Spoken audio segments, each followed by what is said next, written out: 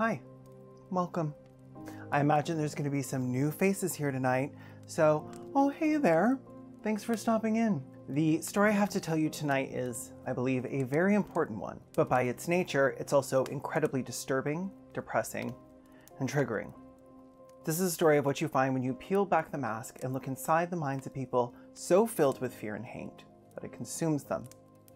As you can imagine, that's a very dark place to go. Consider this your blanket content warning. Everything's on the table. This series is not for the faint of heart, nor is it for those of us who would rather ignore bigotry and violence to avoid conflict, especially when the status quo keeps them comfortable and content. You will find no respectability politics here, and nothing is sugar-coated at any point. I will not pretend I'm not angry to placate those in our community who would rather us throw each other under the bus than throw a metaphorical brick. I follow one rule. Unless they have already publicly outed themselves as part of this ideology, I will not use any real names or photos. Due to the nature of this video, I unfortunately will have to display quite a lot of screenshots, as anything I quote that isn't immediately verifiable will trigger a demand for evidence from anti-trans activists. Oh yeah, like that. These screenshots, however, will be absolutely nauseating at times, and except for privacy or algorithmic reasons, will be almost entirely uncensored. There will be blurred but recognizable slurs, there will be hate speech, and holy crap is there going to be misgendering. It's their fave. While the content of this video is intense, obfuscation and censoring their most hateful comments serves their agenda more than it protects us from it. We know this is what they're saying, and we need the general public to know that too. A bunch of screenshots that look like the Mueller report aren't exactly going to convince anyone of anything. This is the first of 3 core videos about my time investigating the gender-critical cult. Ideally, they should be watched in order. This first video covers how one gets recruited into the cult and the tactics they use to keep you there. The second installment serves as proof of the terrifying reality that gender-critical parents are, as we speak, conducting dangerous and illegal conversion therapy on their children, and that they do this at the direction of the movement's leaders. The final video reveals how gender-critical activists intentionally manipulate the public and exposes anti-trans activists and icons for who they are when they feel safe enough to drop the mask of persecution. It serves as evidence that not only is the gender-critical ideology a cult, but a hate group. Writing this series was daunting at first because of how much raw and unfiltered information I had amassed over the months I've been monitoring and engaging with these people, often for hours a day. I work alone on my projects other than for a collab or a line reading, which meant tens of thousands of screenshots that needed to be tagged, organized, and anonymized, and then turned into a script. It was too much, way too much. So I was a bit worried that when I actually began to write, I would struggle. But the moment I physically sat down to write, I could not stop. It was an incredibly clarifying catharsis, which is a bit of a problem as I kind of accidentally wrote most of a book, which is great. That this started as a single video and then turned into a 3-part series, and there were still so many things I needed to cut completely due to time, and I'm still writing. So consider this my more formal apology to my subscribers and patrons for deciding to spend 4,000 hours and 6 months working on a series of monster videos after I've repeatedly said I'm going to be doing shorter ones. The series is quite long, but its entire runtime is ad-free thanks to those very same patrons on Patreon. If at any point in this video or this series you think to yourself, wow, you really put yourself through months of this to make 3 feature-length films for free by yourself? I did, yes. Feel free to join my Patreon to thank me and get access to behind-the-scenes zines, that's hard to say, and posts for this and all upcoming video essays. This series is based on thousands of posts and comments in these groups, and obviously I can't even fit 1% of them in this series, so I've created threads of them on my Twitter, @Caelan Conrad, and they should be live as of now.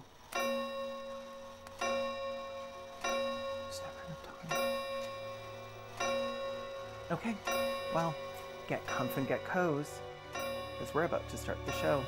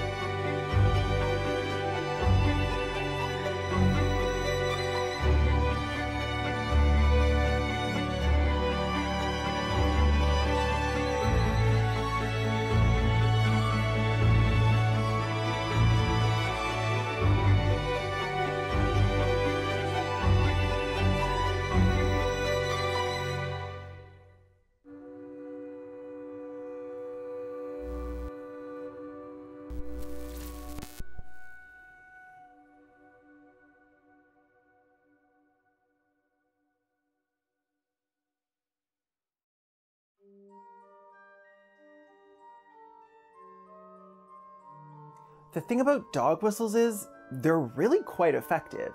Ingenious, actually. They grant you the freedom to harass, threaten, and discriminate under a guise of ignorance and innocence. They succeed at conveying the type of things that the general public would, at minimum, find distasteful, but by hiding motivation and meaning, they maintain their air of harmlessness. Take, for instance, the phrase traditional family values. Now, if someone were to say, I believe in traditional family values, it could seem pretty innocuous. But often, I support traditional family values is a dog whistle for I am anti-abortion, anti-same-sex marriage, and adoption.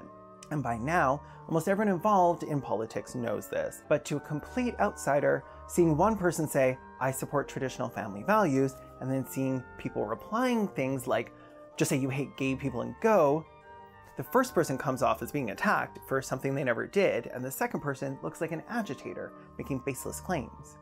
It isn't until you've learned the true meaning of a dog whistle that the intentions of the person using it becomes clear. Of course, if you try and discuss their intentions without explaining the context, anyone not in the know sees you as some whack job antagonist, someone that is seeing things in the shadows that aren't there. But in truth, the shadows are where we find what's hiding, or rather what's been hidden. The greatest weapon a bigot has will always be controlling the conversation, hiding in plain sight as concerned, ordinary citizens masking themselves and their prejudice behind a facade of victimhood. There's a reason why white supremacists frame their ideology as a means of protecting themselves from the erasure of Aryans as a race, despite their enormous numbers, power, and influence. You will not replace us! It is only through reaching up, pulling off the mask, and revealing their true face to the world that those outside the conflict can actually be made into effective allies. I'm just so tired of circular arguments about whether trans women are women or my queer ass is non-binary, defending ourselves over and over, allowing the conversation to be manipulated and controlled by anti-trans activists. So I will not be arguing that trans people's identities are valid. I will not be giving them what they want, which is to distract us from the real question, which isn't, are trans people valid, but are gender-critical anti-trans activists qualified and unbiased enough to speak on issues of trans rights and identities? What are their motivations and preconceived biases? Simply put, how much harm are they doing, and how full of fucking shit are they? I know there will be quite a few gender-critical people here tonight from the dozen groups or so I infiltrated, and I'm sure you may feel compelled to leave a lengthy comment right now telling me that I'm the full of shitter. Unfortunately for you, YouTube will most likely block most of the comments you leave as controversial, and I'll never be able to read it. And since I probably already blocked you on Twitter using a mass blocker, if you really feel like I misrepresented something in this video, you can send that to this email, which I definitely will get. Maybe as a YouTuber, I shouldn't be telling people not to leave a comment? Whatever. I don't even check my analytics, so what do I care? A year and a half ago, I did a deep dive into the gender-critical subreddit. Gender-critical. I did a video on it, and it was my very first YouTube video, but as of now, I've taken it down. So much has changed in the world of anti-trans politics since that video was made, and I no longer feel like it represents me or my views. There's nothing of value in that video that won't be covered in more depth here in this series. While researching for that video, I would constantly see references on the subreddit to closed Facebook groups and Telegram chats, ones where they felt more comfortable speaking their minds. Since Reddit is public and anyone can view and report your posts, people often did. So much so that that subreddit was eventually shut down for repeatedly violating Reddit's rules against hate speech. Reddit's rules. Gotta be a special kind of McNasty for that. After months on the subreddit, I had been very interested in finding out what was behind the locked doors, where they were able to voice their attitudes towards queer and trans people without consequence. But also, after months on the subreddit and making an hour-long video about gender-critical people and their connection to the alt-right, I pretty much never wanted to think about the topic again. But here we are. Now, for the record, I'm not a journalist, I'm just some deviant queer with a YouTube channel. But I looked into the shadows and I saw something there. Sure, I could publicly speculate, make accusations of dog whistles without real evidence, but that's exactly what they want us to do. You need to show people what you saw in the shadows. And I needed something concrete. So I logged into the Facebook alias I used for my undercover anti-vaccine research and got to work. I joined a few public groups listed outright as gender critical, and then following suggestions I saw in the replies to other people in the groups, applied to join some closed groups that are not accessible to the public. Many of the groups are not labeled as gender critical, and it isn't until you've looked further into the posts and the rules that you would find it stated. There are two subgroups of transphobe that exist in this sphere, and their overlap is extensive. Anti-trans activists, which many people call TERFs. These are people of all political backgrounds that unite under one issue, rallying against gender identity and ideology, and usually queer theory as well. In this group is where you find the anti-trans icons, transphobic people who have made a career or name for themselves largely by targeting trans people. These people are held up as martyrs and thought leaders, and are often cited as having been people's entry point into gender-critical ideology, known as peaking. Peaking is analogous to radicalization or red pilling, the process through which someone becomes radicalized into the alt-right. It is the moment when, through exposure to gender-critical propaganda and ideology, you are finally convinced that trans people, and maybe the queers, are a danger to society. Both the icons and the peaked group members who stand with them are overwhelmingly white, straight, cis women. Of course, most groups are overwhelmingly straight, as is the world, but that doesn't make it any less relevant that the people they target are, for the most part, overwhelmingly not. The second group is of transphobic parents or family members. These are people that otherwise may have ignored trans and LGBTQ+ discourse, but upon their child coming out as trans or non-binary, find themselves personally invested. In these groups, they post personal and medical information about their children, as well as discuss and disseminate propaganda from gender-critical activists. It seems as though these parents take that information as gospel, rarely, if ever, publicly questioning the validity of the claims made if the claims confirm their gut feelings. The active group members are the same demographic as the activists, but with a few more men than the other groups. These parents are, in my opinion, the most dangerous group under the gender-critical umbrella, for reasons I'll cover in part 2. I spent some time trying to figure out who I would be in these groups, but it seemed easiest to go with my already made alias, Carol Marinara. The concerned, anti-vax mum route would be the most believable and require me to say much less awful things than if I were pretending to be an anti-trans activist. So if I were to become Carol Marinara, I would become Carol Marinara, really just owning my Carolity and Marinacity. One day while eating penne, it came to me in a stroke of obvious. I knew what my story had to be. It would be my story. It would be my own fictional mother, her grown child just having come out as non-binary. For the record, this is not based on my family. I'm incredibly lucky to have never been rejected by my family for who I am. The backstory is not exactly a work of creative genius, but it felt good. It felt Gucci. Carol Gucci Marinara. So, we have our hero, and this is where our journey begins. Not with a bang, but with a ballad. The Ballad of Carol Marinara. In southern Toronto, a woman seeks aid. Her son's in a cult and on a crusade. He has all new pronouns. His name has now changed. And Carol Marinara thinks her son is deranged. She opened up Facebook and made some new friends who were parents of children who are non-binary or trans. I guess to most people, it's not all sus for a woman to be named after a song and a source. Who were they to judge Carol, who was simply a mom, looking for help on detransing her son? Now Carol was no fool, so in the periphery she stayed. She waited and watched as their hate was displayed. She bit firm on her tongue to keep up her charade. And why all the fuss? Why all the games? Because Carol Marinara was not who she claimed. No, this was no woman. made of sauce or song, but a homely little queer. It was me, all along.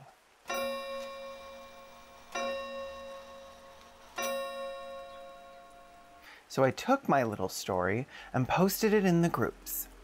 You know, every group has some watered down bigots, the ones that get sucked in by memes and confirmation bias and misinformation. You know, like, they don't really care one way or another, they're just there to fill their edginess quota of the day by reposting horrific shit.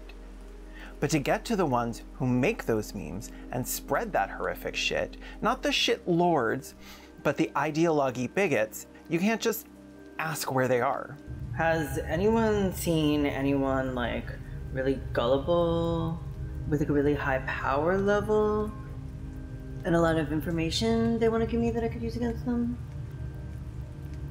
No, the way in is to identify yourself as someone who is open to their opinions, the ones they don't say in public, by saying them in public yourself. So Carol needed to be a bigot. Since that meant I was going to have to say some bigoted things, I figure it best to be bigotry I've personally experienced. So Carol became a slightly to very homophobic Catholic mom to a non-binary child, who after years of struggling to not see her son as a sinner, found that she was able to tolerate his homo-disgustingness, but feared for his eternal soul. Her son was out and proud and had a great life, but now he was changing up the rules again, and this time it went too far. Men are men, women are women, and nobody is non-binary. This Carol would not budge on. I got about the response I expected. A bunch of people called out my blatant homophobia, quite rightly. Some people agreed that I should be allowed to maintain my homophobia if it's religious, although those comments were fewer and farther between. But the general attitude was one of support for my transphobia, regardless of everything else. There were no repercussions for my homophobia in the groups. There was no ask from group admins to delete or edit out my bigotry. What I did get was an invite to join another group, this one smaller, more blatant in its ideology and tactics, the kind of gender-critical group that you might not like if homophobia bothers you. Like, shouldn't it always? This group was definitely more self-aware, at least. It was created by a key player in the story, but someone who will be giving a pseudonym. Despite probably having more insight and self-awareness into her movement than most of the gender-critical activists combined, Darlene, as I'll call her, was still quite deeply indoctrinated. Scrolling down through the group, I noticed a post explaining that this was a brand new group, that Darlene herself had created. Because of me. Well, because of Carol. I made this group in response to seeing a religious woman get dogpiled in gender-critical women because she mentioned in her post that she loves her son and his husband and is always kind to them, but she doesn't accept homosexuality. Just saw a reply like, "There is no heaven and hell. You don't have to believe what white men wrote 2,000 years ago." Patriarchy isn't as provable as you think it is either, Liz. For fuck's sake, just let the woman gripe about her son's non-binariness. They went out of their way to create a space for gender-critical people who want to be able to express their controversial opinions without fear of reprisal. Centered the first post around Carol homophobia marinara, and then invited me. Have you ever had a plan just like work? Like, they made this very, very easy. And I would like to stress again. Did I already stress this? I don't know. I feel stressed. Let me say this again for the first time. Carol Marinara is an obviously fake name. Please. Whatever. Anyway, I was just so glad that I didn't have to say anything extremely ugly to get into the inner circle. And once I was in, it took less than a day to realize I had been handed exactly what I was looking for on a rose gold platter. Several big name anti-trans icons were in the group created for Carol, and apparently they felt like this was a small enough or safe enough place to vent their other assorted bigotries. I was now in over 10 groups scattered throughout the transphobia spectrum, from casual noob to hardcore turf, and what I saw across the board, on average, was worse than even the worst thing I saw on the subreddits. I've sat in and observed all sorts of groups: anti-vaxxers, TERFs, Zionists, homeopaths' bottoms, and I thought it likely that I would find here what I found there, a gaping hole, where their empathy should be. I was open to being pleasantly surprised by the members of these groups, but not banking on it. My hypothesis was that I would see similar levels of what you would find in most fringe ideology groups. Misinformation, shoddy pseudoscience, an us versus them mentality leaning towards open disdain, and a confidence in claims that are unsupported by even their own literature. And all of those things abounded. In fact, some of the same anti-vax Substack articles, opinion pieces, and sourceless infographics were being passed around in the same gender-critical groups. I even found a gender-critical anti-vaxxers group, so like, intersectionality is very, very valid, I guess. What I didn't expect to find was the absolutely devastating level of indoctrination and zealotry you'd find in most modern cults. A cult that comes complete with conspiracy theories that span the globe, like that there is a plot to destroy society through LGBTQ+ acceptance, some going as far as to believe that the end result of trans people existing is to make it so that humanity becomes another species altogether. Half human, half machine, zero rights. The presence of these conspiracies is not all that surprising, because that's what transphobia and transpanic are at their core, conspiracy theories. What shocked me is that these conspiracy theories were coming from the top, from respected members of their community, and that these claims were being made publicly and went largely unchallenged internally. I prepared for, well, like, quite a lot of hateful comments, awful memes, boomer shit, and rage-inducing misinterpretation of data. I didn't prepare to see all of that go almost universally unexamined past the surface of it. As long as what they were reading confirmed their beliefs, it went undisputed nearly 100% of the time, even when it was completely false. So the gender-critical activist groups had a familiar pattern to them. Someone would post something like this, intended to make everyone angry, disgusted, and uncomfortable. And then people would comment about how angry, disgusted, and uncomfortable they were. They would comment on how those feelings of disgust are not a reflection of their own bias, but rather were harm being caused to them by the unknowing and unconsenting target of their rage and ridicule. Healthy, right? Some of the anti-trans activist comments were downright malevolent, but the parent groups, way scarier to me. There's something so unnerving about someone dehumanizing and abusing a child out of love. Because you know that you can't use rationality or empathy to persuade them to stop. It's difficult to reason people out of positions they didn't reason themselves into. These groups are, on average, less explicit about their disgust for trans people, though that could just be attributed to the nature of the groups themselves. These weren't like the other groups, which functioned almost entirely as a hatred circle jerk between regular members. In the parent groups, there were too many new people, too many outsiders coming through. Which makes sense. After all, not every child that questions their gender is trans or non-binary. Not all parents continue to have concerns over whether their child is really trans. Kids grow up. Kids cut off their abusive parents. So this rotation into the group was one of impressionable outsiders with little to no understanding of trans identities. But they'd found the group through a Facebook search. They were ostensibly coming into this blind. This created a very different dynamic in the parent groups than the activist groups, and it took me a while to nail down that pattern. What was really noticeable was the emotional state of the people who arrived in the group. That intense vulnerability of people in need, hoping to find help and community, something I'm very familiar with. The uncertainty in their feelings, the cognitive dissonance driving them to seek answers and find the truth. These people were putting out a call to help to other parents, scared that they were losing their child. It's completely understandable. And it's a shame that the people who answered that call were sex purists and charlatans, many of whom were cut off by their own children, some even publicly accused of abusing their children.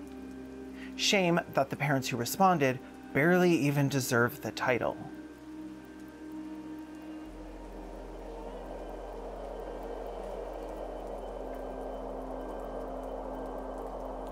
One of the staples of a cult movement is recruitment, like Scientology's free personality test. They gotta get you in the door. Just step right in and we'll tell you everything you need to know. Like that you have some terrible personality flaws that only we know how to fix in just 2 short, 8-hour, one-on-one sessions. I assume you have a credit card on you? This cult is a little bit less obvious than that. Less obvious, not more nuanced. Because when most people think of cults, I think it's fair to say that the images it summons are not of concerned parents on Facebook. Cults evoke a sense of mystery and terror and intrigue. For most people, inherent in the definition of a cult is their sense of removal from it. Sure, I guess some people join cults or whatever, but nobody I know would. I wouldn't. And like, don't people who fall into a cult kind of deserve it? After all, I've never joined a cult. Maybe they should have been more smarter. The whole thing seems so overblown, if you ask me. That sense of distance people have in their minds between everyday society and cults actually allows cults to form and flourish, because unless you're flavor eating or chanting in hooded robes, nobody really bats an eye. Historically, cults have usually formed around a leader, and that devotion is requested or demanded by the leader themselves.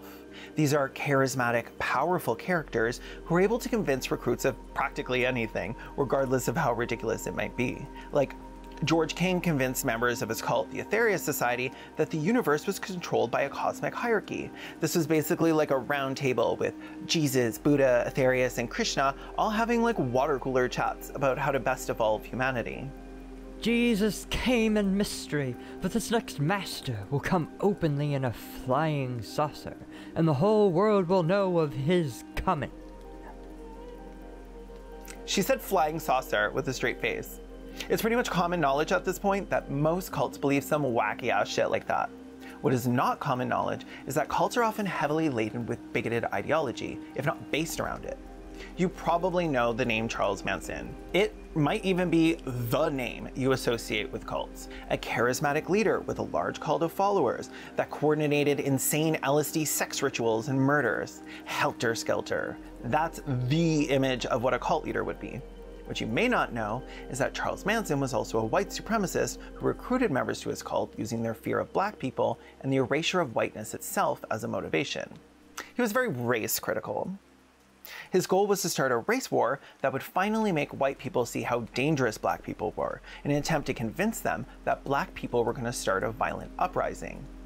He persuaded his recruits to see the protests following the murder of Martin Luther King Jr. as the beginning of a violent black movement in which black people in America would rise up and kill all white people except for Manson and his family. By being the leader of the last white people, he would de facto be the smartest person left, and would be hailed and served as master. If you were a white damsel seeking protection from the upcoming erasure of your whiteness, you needed to physically be in the cult if you wanted protection. And for a time, that's how cults operated. A captivating leader preaching directly to their followers in person, their power reaching as far as they could physically take their message, which often was not very far. In the past, people expected personal access to the cult leaders, which by necessity limited the size of most cults. You can only fit so many people in a secluded compound before Big Brother comes to take your toys away. Social media, however, has given the layperson with an internet connection previously impossible access. The ability to reach out across the world and share their message, their teachings, and gain true notoriety from it. And in the modern age of parasocial attachment, stands, and politics, communities frequently form around their idols rather than being formed by their idols. A world where idols have immeasurable influence and absolutely no accountability for the actions of their followers. What could go wrong? I am officially running for President of the United States. America was built by and for the white Christian people of this nation. I mean, we are all across the country going to be watching the polling places. All we want is to change America back to what it was. I believe that Donald Trump won the election. I believe that they tried to steal the election. To do to guys like that when they were in a place like this, they'd be carried out on a stretcher. They say, I have the most loyal people. Did you ever see that? Where I could stand in the middle of Fifth Avenue and shoot somebody and I wouldn't lose any voters, okay? It's like incredible. People had never even met the man were willing to die fighting for him. They tried to overthrow the Capitol. And all because Donald Trump convinced his cult of followers that he and they were being silenced and persecuted by the nasty Democrats. And he did it all over social media. Now that access to an icon is as simple as following them on Twitter or Substack or joining their Patreon, the physical participation of a cult is unnecessary. What matters is their ability to connect, reinforce each other's beliefs, and police each other, and most importantly, to recruit. Lucky little gerblins that they are, a man named Mark Zuckerberg created a platform perfect for this. And he pre-populated it with people who've been primed over years to be fed misinformation and believe it. So how do they actually recruit people that join the Facebook groups into the cult? What tactics are they using? Generally speaking, overview, through painting trans adult as disgusting and violent predators and stigmatizing trans youth as coerced and their trans identities as a mental illness. Both recruitment techniques are intended to elicit intense emotional reactions in the recruit, namely ones of fear and disgust. It's not really just those two emotions, I've simplified a bit. But even if I were ignoring outliers to support a reductionary worldview surrounding a rigid binary, I can imagine they take umbrage with that. I think it would be easy, almost cathartically so, to see such hatred and disgust, such blatant lack of empathy for marginalized people, and simply think to yourself, people who are bigots because they're evil people. That's it. And maybe they are. I personally think if evil people exist, they're few and far between.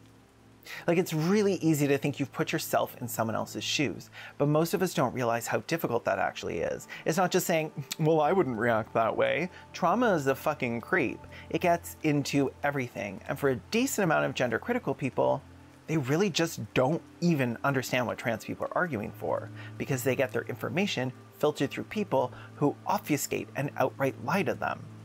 Almost all of the core information they base their beliefs on is misinformation created for profit.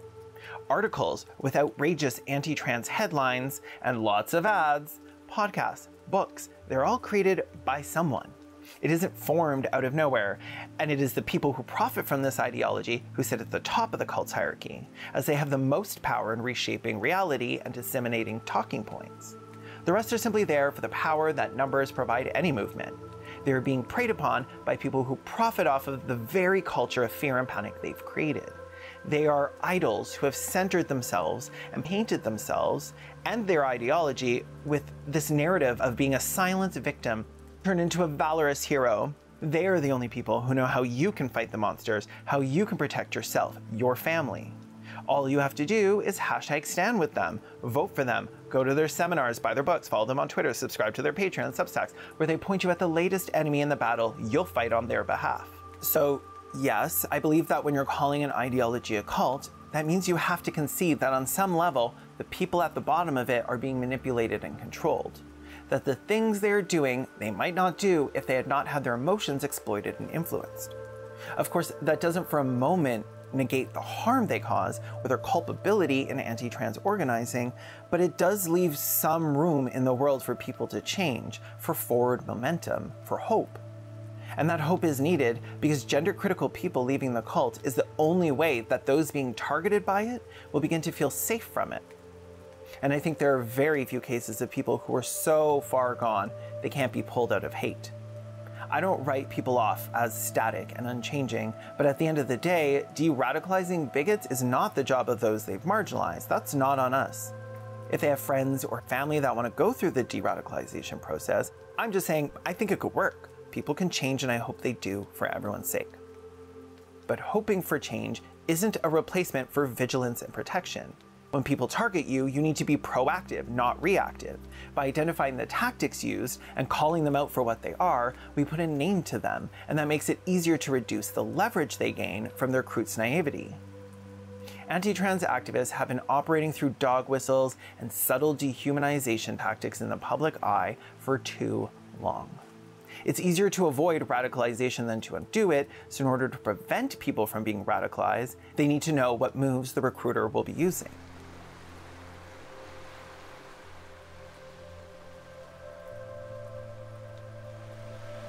One such method is using and teaching recruits to use thought-terminating cliches when considering the information they're giving you. Since their information is usually misinformation, the ideological pillars of the cult will often bump up against reality in uncomfortable ways, causing cognitive dissonance. Cognitive dissonance is just the feeling you get from having conflicting attitudes or beliefs or behaviors. Bit of a push and pull. A nagging little voice saying, "This doesn't sound right." It's not bad to feel it, but how you address it is where it gets a little weedy. There's an easy way out if you can make it work for yourself, a thought-terminating cliche. It is what it is, and you gotta do what you gotta do. That's just the world we live in, for examples, are thought-terminating cliches that allow you to maintain your position regardless of all data pointing in another direction. Eating factory-farmed animals is bad, but that's just the world we live in. Well, if it's just the world we live in, then obviously I shouldn't spend too much time worrying about it or thinking about it. Or thinking at all. For anti-vaxxers, the go-to thought-terminating cliche they try to feed you is that you should trust your common sense, a tactic they employ that gives you the license to ignore that nagging voice in your head that's saying, "But why is literally everybody calling me stupid whenever I give my opinion on vaccines?" By calling their beliefs common sense, it places anti-vaxxers in the role of the intelligent group looking down on all the stupid sheep. It also places medical literature outside of how you form your ideas, which is through common sense, not data. After all, everyone knows this vaccine was rushed, and they're making billions on it. Use your head. You're being experimented on. It's called common sense. Maybe you should go get some instead of blindly believing whatever you're told about vaccines by the people selling you the vaccines.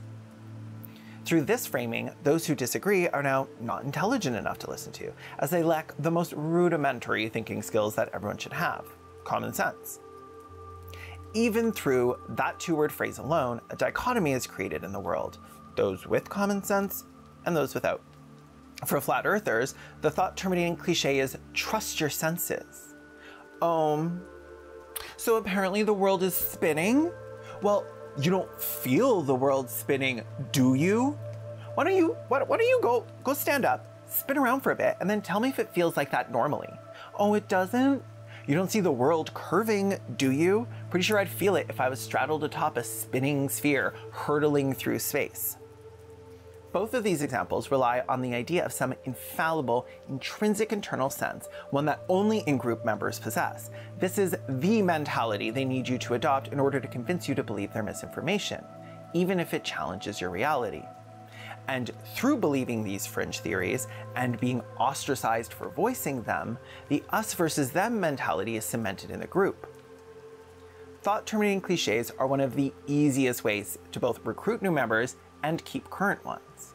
Because anytime that cognitive dissonance comes up, it's being managed. And for the gender-critical cult, their thought-terminating cliche is no different. Trust your gut. More on her later.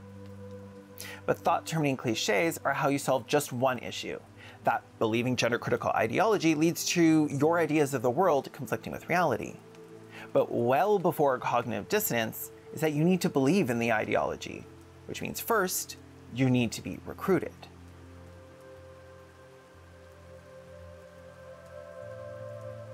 Triggering fear in people is, unfortunately, very easy. Humans enjoy fear to an extent when they're in control of when and how they experience it, but like that's scary movies, skydiving, and a quickie on top of a Ferris wheel. But most of us would very much like to avoid the kind of fear that stems from something more serious. And when you have very deeply ingrained trauma, the fear summoned by that trauma being triggered is not an enjoyable experience. She's no Splash Mountain. When I discuss fear in this video, I'm referring to the unfun kind of fear. Fear or terror stemming from oppression and violence. When triggering a fear response in recruits, gender-critical activists often use shared trauma. So the fear is useful in two ways. It simultaneously creates or reinforces an out-group and acts as a trauma bonding experience for the in-group. The trauma they seek to exploit in people in order to manipulate them is usually trauma stemming from sexual or domestic violence, misogyny, or homophobia.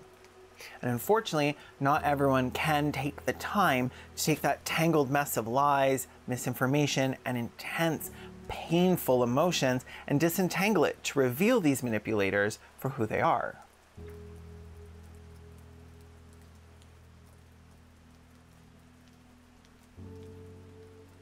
Let's be real, a lot of liberal cis heteros are going to see anti-trans activists claiming women and gays are being erased and think, I support women and gays, so whoever is doing that is a monster. Which is, of course, the point. And were it true, I would be standing right beside them. This fear of a great replacement is a core conspiracy of the gender-critical activist groups. And while the parent groups also hold many of these same beliefs about erasure, their fears are much more personal and immediate. It wasn't some like grand scheme to eradicate. Oh, I like that. Eradicate.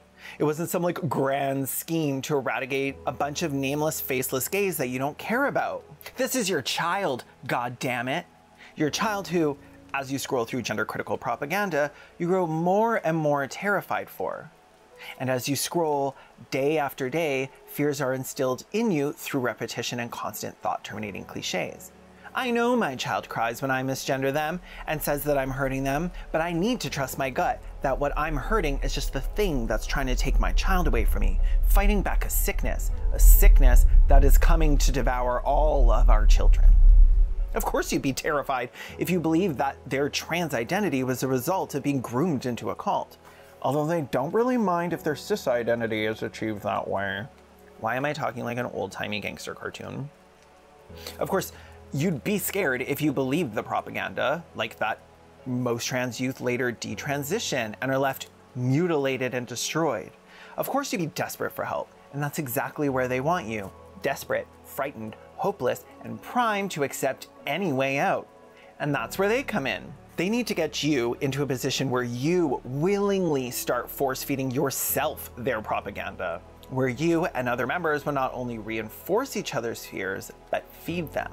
Personal recommendation, if you're hoping to stoke fear of trans people or vaccines, Facebook is like amazing for that. It's very Field of Dreams. You build it, they show up. And then you help them destroy the lives of their children. Actually, that's more Hansel and Gretel than Field of Dreams, but I might be biased as I'm a Hans Christian Andersen. I love me a prolific twink. Okay, are we ready to get into the weeds? We need to channel the right vibe though. We're moms. Our 11-year-old child just told us they think they're trans. We are freaking the fuck out, and we need to talk to someone other than our stupid husband. So we open Facebook and search Parent of Trans Child. And up pops this group, Concerned Parents of Trans and Non-Binary Children. Hey, that's us. Oh my God, thank God. That's exactly what we were looking for. How incredibly convenient. It's a closed group, so we need to apply, but it's pretty easy. After answering a short questionnaire, we get accepted the same day. We quickly make a post detailing our situation, asking for advice. Within hours of posting in the group, we are completely loved upon by members, welcomed into an open community offering trust and friendship. And buried inside each of those loving comments, seeds of fear are planted. Welcome. Oh, and don't worry, you don't need to use incorrect pronouns here. We all know trans people don't exist. Oh, you accept your child as a trans girl? Well, that's great. If that's what you believe, that's amazing. We're very open-minded here. But have you considered your son isn't a girl, isn't trans, and then he might be a secret, disgusting, misogynistic, narcissistic pervert? Oh, you haven't heard about autogynephilia? Well, it's very real, and I would look into it if I were you. And as luck would have it, I have a list right here of several books by anti-trans icons, podcasts, YouTube channels, and Substacks, also only by anti-trans icons, and studies done by pro-life, anti-choice, homophobic Christian think tanks, and anti-trans icons. This one's really good, really opens your eyes to reality, you know? Everything just makes so much sense when you understand that transgenderism was invented 6 years ago by mostly Jewish people to create a race of humans that are so far from their original status that they no longer have any rights as humans at all. Erasing women is just a stepping stone for the elite so that they can embrace what it means to be a human altogether. It just makes so much sense, you know? Everything's really falling into place. Sure, of course, that place is nowhere near this place. If anybody goes against the narrative formed by the collective doctrine, say someone suggests to a parent looking for advice that they should affirm their child's identity, or calls into question the parenting tactics of the poster, a mod is immediately snitch tagged in, and your comment must be deleted or edited. Homophobia, chill.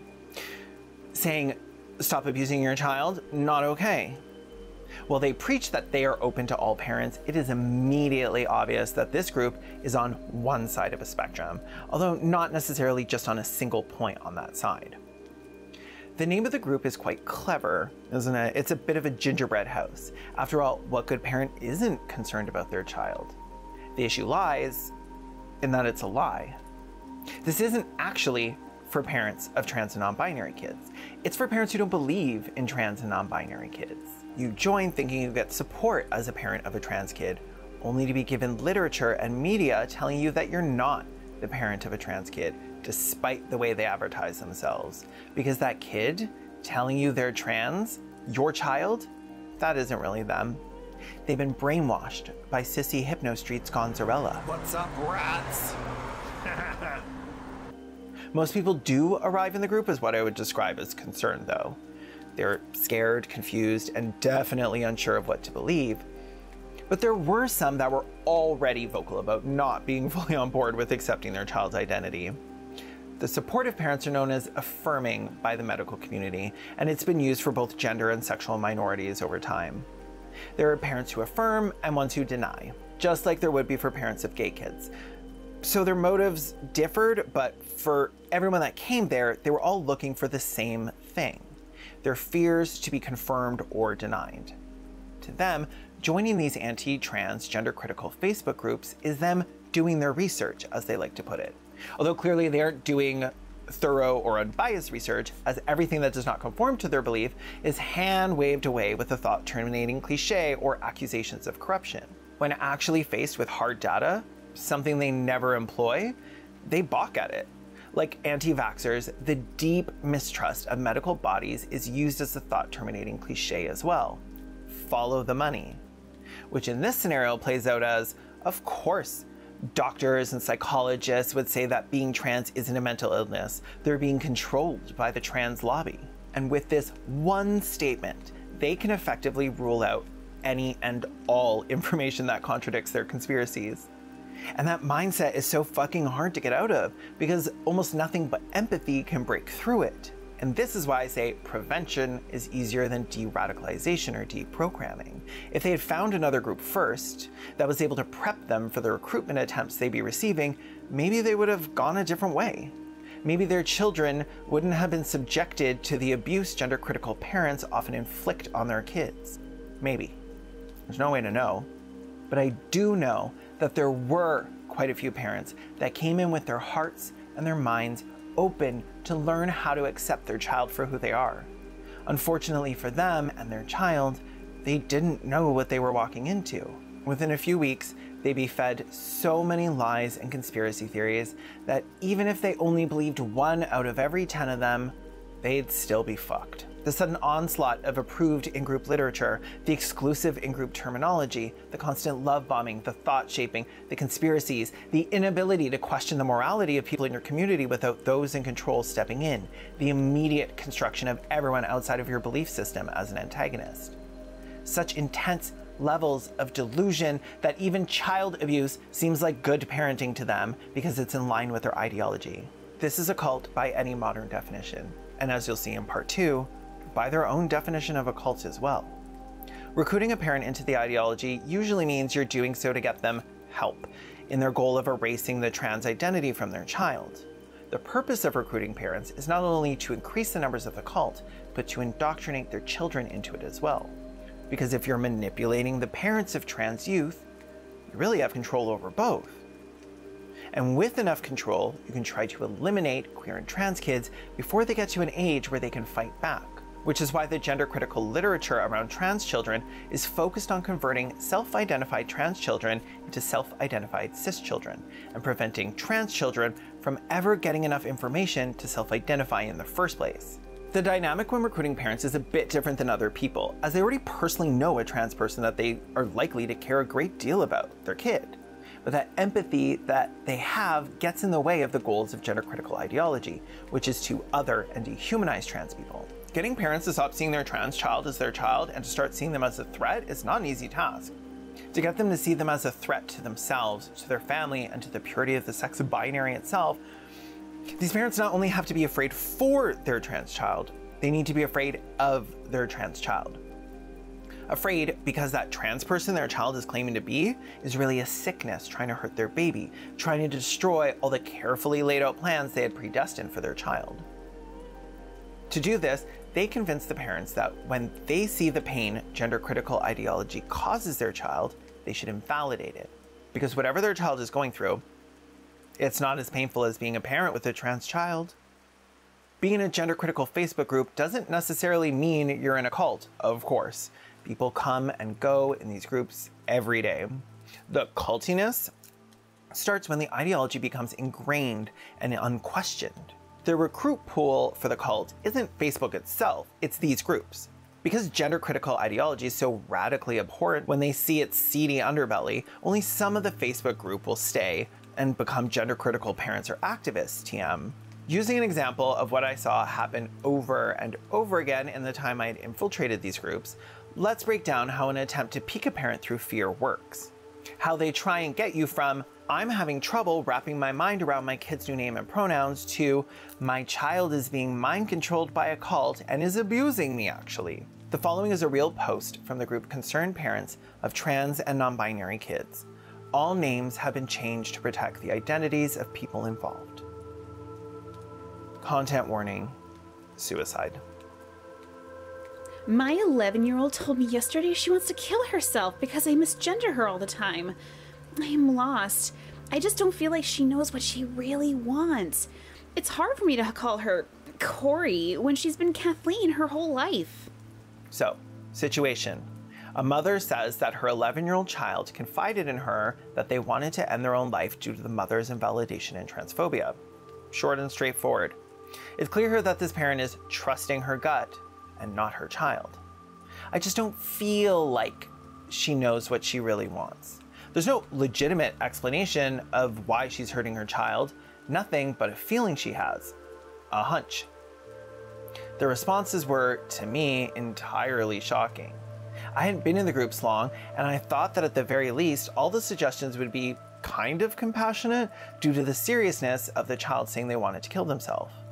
Things like, take your child to a doctor, or at least, wow, it sounds like you're both going through a hard time. I hope your child gets over the trans thing and you get your daughter back and she's happy. You know, things that I personally would still think are revolting things to say, but that at least come across as even slightly having their hinges still screwed in.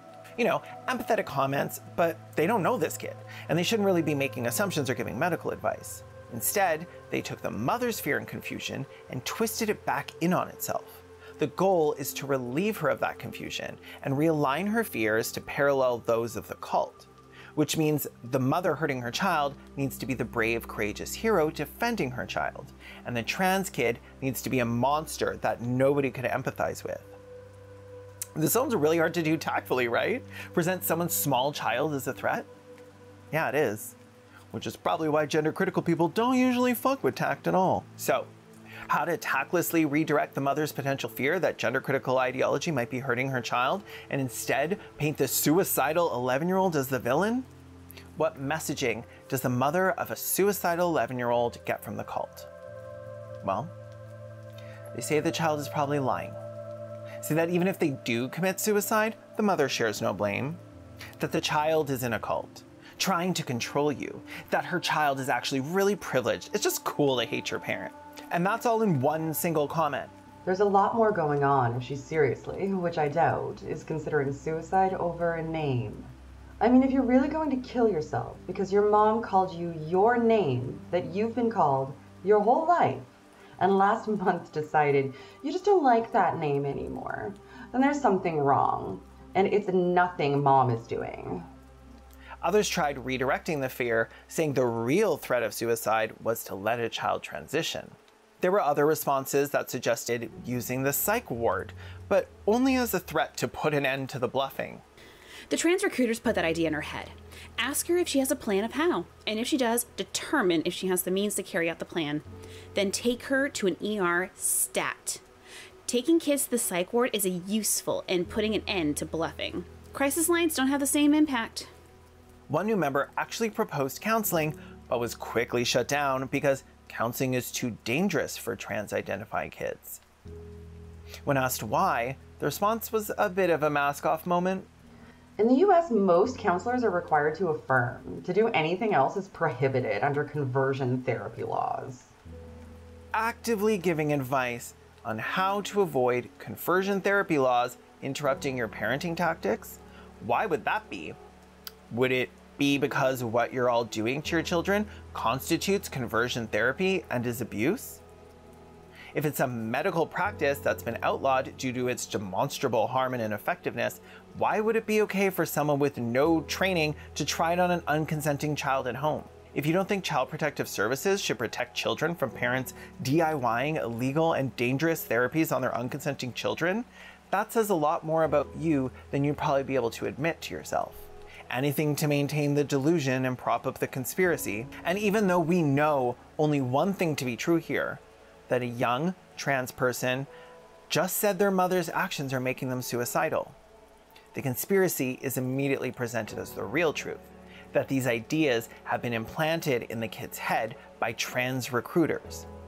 The irony here is that there is in fact an idea being fed to someone by a recruiter, and it's happening in these screenshots.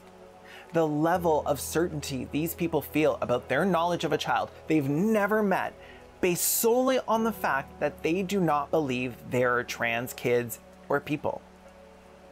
For them, no matter what, there is a dangerous, nefarious scheme behind every coming out as trans. And this idea is being drilled into the heads of everyone in these groups. Trans equals something dangerous to fear. Trans equals something dangerous to fear.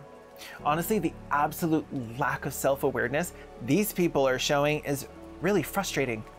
For example, a suicidal child is telling their parent about what's happening, reaching out for help, and the stranger's response is, "As others have said, I do not say you should not carefully evaluate the risks, but I think this is yet another illustration of what I call the learned narcissism. She feels she needs to have her way regardless of how much it hurts you." She needs to have her way regardless of how much it hurts you. Is this not exactly a description of the mother in question? Only one person is getting their way here, the mother. And only one person is suicidal, the child. To see the mother painted as the victim because her child wants to die after having to live with her is sick. Thinking only about how much it hurts you to hurt your child is what is actually narcissism, unlike being suicidal. Good parenting doesn't involve abandoning empathy for your child, thinking this is gonna hurt me more than it hurts you as you hurt someone with no ability to fight back is classic abuser mentality. Also, parents aren't innately knowledgeable on how to carefully evaluate the risks in suicidal ideation. They're literally untrained for this. If you know your child is suicidal and you neglect to bring your child to a doctor because that doctor might disagree with your ideology, that's not carefully evaluating the risks. That's neglect. That's abuse. So we got people calling the kid a liar, saying they're the one causing harm, and of course, these concerned parents also need to get some jokes in at the suicidal kid's expense. Maybe they don't want you to write their given name on a birthday check either. Number one, shut up, boomer. Nobody writes birthday checks anymore. And number two, you're joking about other people's suicidal children while other parents laugh along. And you're doing it not only in front of that parent, but to their face. Yeah, you don't sound concerned about the welfare of children, but I can see why you think CPS would be. This further minimizes the very real danger that a parent's gender-critical ideology could lead to their child's suicide. They minimize the very real dangers to make room for the fears that give them control. Imagine their kid stumbling on this. I say this because while I was in this group, this exact thing happened to another parent. A child of a gender-critical parent joined the group and found their parents' posts. The admins kicked the kid out, but not until after they'd seen what was said about them. This shit isn't in a vacuum. If the admins didn't suss out Carol Luigi Marinara, I have zero faith that this group has anything truly private in it. And the group members shouldn't either. This specific post had a lot of comments, but almost all personal posts garnered quite a lot of attention in this group, as they're the perfect medium for using the love bombing tactic. It gives the parents a sense of safety and community while simultaneously enforcing the ideology's doctrine and fear of outsiders.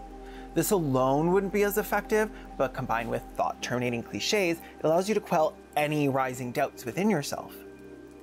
And any rising doubts about gender-critical ideology itself, actually, as any suggestion that it might be harmful to children is summarily shut down, usually because someone snitch tags a mod in with zero shame. They said this snitch doesn't burn. As in most cults, negative information about the cult is not permitted. Any mentions of the documented harms that this ideology has done to trans kids is completely censored. For instance, any comments bringing up the increased suicidal ideation of having a parent not accepting you for being trans are removed as being dangerous. That would be shaming other parents for their parenting after all. You see, this group isn't about protecting the children. It's about protecting the feelings of the parents. The parents are the subject of the group title. Personally, I encourage everyone to examine my sources and their methodologies, interrogate my logic, and follow science where it leads you. What anti-trans icons who proud parents encourage is for you to believe whatever feels right to you if it aligns with their ideology.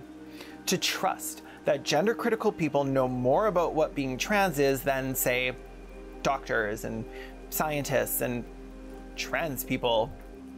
Trust your gut when your son being feminine disgusts you, because that feeling in the pit of your stomach, it's simply you being right, and it cannot be influenced by bias. It's a parental instinct.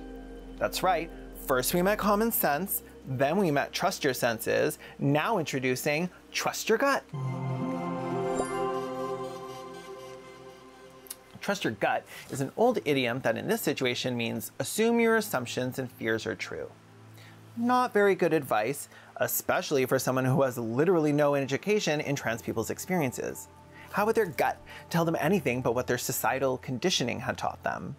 Your gut doesn't know anything you don't. That shit is not divination unless you pull them out and spread them around, honey. When parents follow their guts, it can lead to gay kids being kicked out of the home, children not being vaccinated, parents trusting the wrong people, allowing them access to their children. Parents follow their gut reactions and drown their children in bathtubs. Your gut is nothing but uncritical, knee-jerk assumptions and emotional reactions. It's what you don't want to listen to if you want to learn about something, or if you find yourself not understanding something. That's not to say that people never arrive at the correct conclusion through assumption, just that it shouldn't be down to chance whether your worldview is based on complete bullshit. Trust your gut manifests in the doctrine in the form of parents just know, you know? They know their kid best. And when it comes to their kids, they know what's best, which is a convenient ideological maneuver that allows them to not consider even their adult children as a person who has an independent identity. When dealing with your child's gender identity, trust your gut, not your child. Statistically, this to me is criminally bad advice for a group consisting of mainly mothers, given mothers are just as likely or more likely to emotionally and physically abuse their children than the fathers. Either way, parents, not perfect. I think it's fair to say when it comes to your child's health and well-being, you can get your gut off the table and use your brain. Maybe show a bit of that maturity you admonish your children, who are by definition expected to be immature, for not displaying. They're kids. The fuck is your excuse? Parents are not de facto innocent bystanders in any situation with their child. They're not to be assumed to be harmless, but this is how they make the parents feel safe enough to discuss what they're putting their children through, by telling them none of this is their fault. I guess the old method of telling parents that their kid being gay or trans is a result of poor parenting doesn't sell as many books as love-bombing gender-critical ones, which lick more ass than I do. Speaking of licking ass,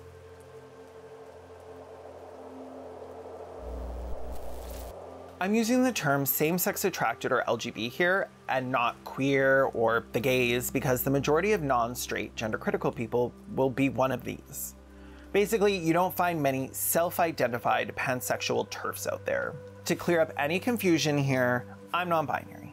And while my sex is male, my gender isn't. So while you may hear me say I'm same-sex attracted, I'm not a man, and that is not what I base my sexual identity on. But it is part of it. The full story is, I'm queer. I'm attracted to mostly men, regardless of how they became that way. So while I feel like I fall under the category of same-sex attracted, it isn't useful to describe myself that way outside of this very specific context. Now, actual same-sex attracted people who are part of the gender-critical cult are few and far between. We're mostly used as a cudgel for gender-critical people as we play a part in their conspiracy theories about us. Of course, this is nothing new. LGBT people, especially gay and bisexual men, have throughout history been called perverts, deviants, men in dresses. In fact, the gender-critical cult has specific terms in their doctrine that target homosexual transsexuals versus the straight ones. Activists fighting for gay rights have heard all this pedo panic before about us. People still say gay people shouldn't be teachers as they're all perverts and pedophiles. Try as they might, gender-critical people can't erase the memory of an entire life of fighting against people just like them. Their attempts at calling trans people perverts who are trying to destroy the definition of gay, a label originally put on us by straight people like them, usually don't hold up. I mean, there are some gay men that are loud, outspoken anti-trans activists, but mostly they're straight women and men. What does work a little better to indoctrinate same-sex attracted people into believing anti-trans conspiracies, like the erasure of gays and lesbians, is gender-critical groups leveraging our trauma at the hands of homophobes. Or those you might call sexuality-critical, anti-gay activists. Most lesbians and gays have been subject to extreme pressure from society to be someone they just aren't, someone they literally cannot ever be. And that pressure is a stressor, and it's applied in myriad ways. That pressure can be intensely traumatic. But instead of submitting to it, gays and lesbians historically fought back against society's expectation, opposite sex attraction in relationships. So when lesbians and gays feel as though someone is trying to force them to have opposite sex attraction, it is not only triggering, but it feels like an attack on their identity, an identity that they've had to fight their entire life to have taken seriously. And while it has gotten better over time for some gays and lesbians, there will always be a fear that society could backslide. Rights aren't forever. And that very specific trauma of being solely same-sex attracted and being told that isn't okay is a trauma very useful to gender-critical anti-trans activists. They trigger that fear and defensiveness and anger at being told again, you're not who you know yourself to be. Anti-trans activists use this trauma and fear to pique lesbian and gay people. The claims being made are that trans women are forcing penis on lesbians and that trans men are forcing vagina onto gay men. They've carried this conspiracy theory so far that they brought it into the mainstream media. This article, which only references a study of 80 people from a gender-critical website and one single named woman, a gender-critical woman who didn't even actually claim a trans woman had forced herself on her. Just that, as someone who did porn, she refused to do a sex scene with a trans woman. Trans women are vile, weak, disgusting, whiny, fake victim masturbators who should be ashamed of themselves. They threatened suicide, and you rolled over. You disgust me, too. There is but one noble response to a man who tries to use the threat of violence against himself to manipulate a woman's emotions. Fucking do it then. Call me transphobic. I'm transphobic. You should be too. The trans ideology is bullshit on its face, a lie built to suborn these soulless pedophiles in their public grooming of your children. This is a pedophile cult. This is the real pedophile cult that has been staring you in the face this whole time, laughing, masturbating, Lynch Caelan, lynch the sisters Wachowski, lynch Laurel, Hubbard, lynch Fallon, Fox. Make these men stand up as the men you all know they are and hold them accountable for their shame. You fear the truth has shoveled thousands of children down the hole in Buffalo Bill's basement so he can harvest them for their skins. Enough is enough. TBH, there have been multiple attempts to peek me through this trans people are horny homophobes method. But the tactic of telling me that there were all these trans men that wanted to sleep with me didn't exactly work out for them. I was like, men? So yes, that recruit attempt failed. I do have a lot of very gay trauma though, so they had other options. And I definitely have been susceptible to having that trauma leveraged against my empathy in the same ways I've described happening to gender critical recruits.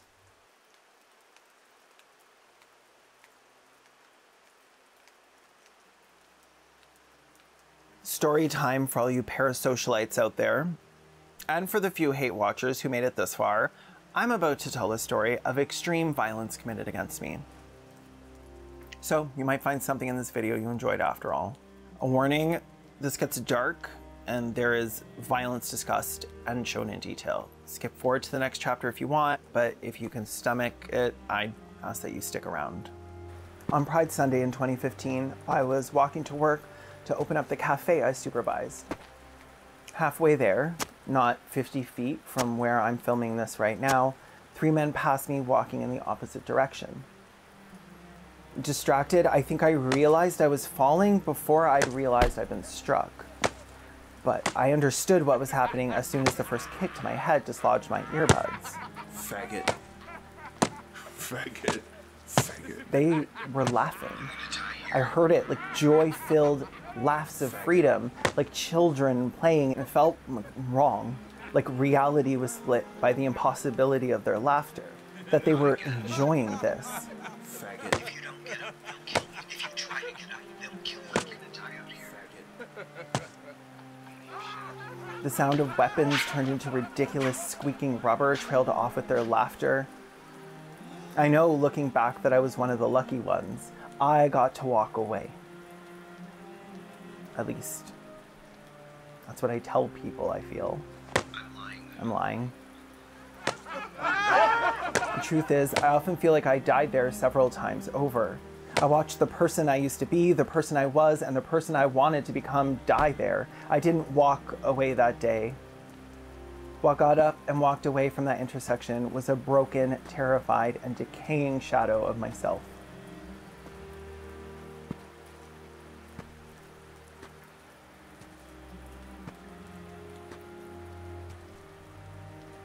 The months that would follow would be the worst of my life.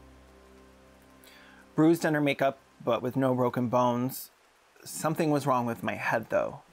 Constant migraines accompanied a complete loss of balance, one that would leave me unable to walk more than a short distance, if that. Even turning my head to the side would cause me to feel like I'd just done a loop on a roller coaster, and all the nausea that comes with it. Sleep was nearly impossible. At the hospital, which I had to go multiple times, they told me it was vertigo, and everything they did to try and help me did nothing, or it made it worse. I kept being told that it would be over soon, that this should only last a few weeks. But it didn't pass. It kept going. 2 months, 5 months, 6 months later, and the suffering remained. It got worse. It stretched out in all directions around me, and no matter which path I chose, they all promised the same thing: suffering. So I stopped moving. I stayed still. What is the point of living if I have no agency, if no matter what I do, it all ends the same way? I just knew this pain would never leave, and I could see it so clearly, despite being wrong. I tried to maintain friendships, act like things were okay, but I was so angry at everyone. Even though I knew it was unfair to them, I felt like a terrible person, that I couldn't be happy even if it was for my friends. And I'd rather be alone than be a bad person, so I was. Life goes on for everyone else. It has to, but it didn't for me. I was still there. I couldn't push past that memory. My face pressed against the pavement, wondering if I was gonna die. And at the time, the only difference to me between that night that had happened and now was now I wanted to die, that is. More than anything else, I just wanted to stop suffering. The head splitting, the world spinning, smelling rain nobody else could on a clear day. I tried to distract myself with podcasts, TV, anything, but everything was too violent or too happy. I tried to find meaning in art, in music, in games, but I was too angry. It's like when you lose someone and everything you do that doesn't reflect that loss feels like an affront to them, a betrayal. I had lost myself that night, and sitting and laughing at a sitcom felt like a sick joke. A slap in the face of the person that died there that day. I was too scared to go outside. I couldn't have went alone if I wanted to. Walking was a gamble. At any point the vertigo could hit and I would be unable to orient myself. I fell down a lot. In retrospect, that part's a little funny. So I spent my time online in bed. I'd used Twitter for a long time, but I'd recently discovered Reddit, knowing very little about it. I subscribed to a few TV show subreddits, but mostly I just browsed the top posts. By this point, it was 2016, and I was on Reddit, which is how I found posts on two subreddits, Kotaku in action and Tumblr in action, in 2016. If you're aware of Gamergate, you'll know those names. I was not plugged into that corner of the internet at the time and had very little understanding of like the overarching narrative that was being created. I didn't even watch YouTube. I only found out there was a BreadTube a few months before starting my channel. I thought YouTube was all unboxing videos and Charles's. If you were to look at these subreddits now, they are just entirely transphobia. But one of the main things that people in these subreddits posted then was screenshots involving identity politics from random people on social media, almost always marginalized people. Then everyone would get together and discuss how sick it was that people would act like this, how angry they were, how disgusting it was, and of course, edgily mocking whoever it was. There was a specific type of post, though, that would trigger a visceral or gut response in me, and to this day, it still does. And it is one of the most common recruitment tactics gender-critical people use against LGBT people. The post that had me irate basically boiled down to, trans people say trans is the new gay, now that gays aren't oppressed anymore. I didn't really care about the first part. The claim surrounding the post that was being made in the comments, but not supported by the original post, would be that this is a common belief of young queer and trans folks. But in reality, if you were to follow these screenshots back to their source, they would almost always either have like no engagement on them, were clearly satire, were vehemently argued by people in the poster's own community, or simply from a very young person just saying stuff on the internet. Sometimes it was a troll. Occasionally, it would actually be an ignorant adult being loud as fuck on the internet. What are the odds, right? It's important to note that these posts were almost never from any notable activists or icons. They were not shown to be emblematic of any group as a whole, pretty much ever. It is only through the corroboration of other similarly obscure posts reaching in-group notoriety in the subreddit that any appearance of credence is lent to their theories. I probably only saw 10 random screenshots with some variation of cis gays aren't oppressed anymore in my like 3 months being subscribed to those subreddits. But it was definitely repeated as a core belief of theirs that there was an epidemic of fake queers and trans trenders attacking cis gays and the real trans people, and those fakers were invalidating the real queer experiences and claiming to out-oppress them. The recruitment on that sub is pretty much the same as in gender-critical activist circles. It's not the post itself that piques or red pills someone. It's the discussion about it, full of rage, hyperbole, and comments made without any credibility. They all believe this shit, or this is what the Tumblrinas have turned gay rights into. These conspiratorial claims, of course, aren't supported by the screenshot that sparked the discussion. It's just something that's obvious. After all, I see people talking about this all the time. How could it not be true when so many people all see the same thing? This is why echo chambers are dangerous, not just because they don't hear other people's opinions from the source, but because the constant propaganda reinforces bias so strongly that cult opinion becomes common sense, which allows every belief outside of cult opinion to be entirely disregarded without any attempt to disprove or even examine it. So someone would post one of the cis gays aren't oppressed screenshots, and I would seethe. I never considered myself a cis gay, preferring the term queer and femme, and I first started calling myself genderqueer like 17 years ago. So I felt like the comments I was reading weren't really about me. But the men who had attacked me didn't seem concerned about my possible gender identity. It was just my lack of masculinity that made me a faggot. In fact, I wasn't breaking any gender norms other than being obviously feminine in the way I was walking and probably the way I held myself. People have identified me as a faggot based on that alone for a lot of my life. So to me, reading that cis gay people weren't being oppressed felt like an undeniable reality was being erased, and one that was the source of so much pain and trauma for me. My pain and trauma was useful to them. They didn't actually care about it. Like gender critical groups, these weren't mostly other traumatized sexual minorities like myself. They were a straight group that was anti-trans and anti-queer under the guise of supporting the good and normal LGBT people. But for a little while, I couldn't see that. I focused only on the target of my anger. That my entire life, there have been people who treated me like shit, assaulted me, abused me, and denigrated me because that's how they treat cis gay men, regardless if I was one. To deny that obvious truth was homophobia in itself. That, to me, is still very much true. But the part that gender critical people leave out is that most queer and trans people would agree with all the points I just made. The thing is, cis gays aren't oppressed isn't a popular view in any community but heterosexual ones, like gender critical communities. Many gender critical people believe that gay men are not oppressed because they are men.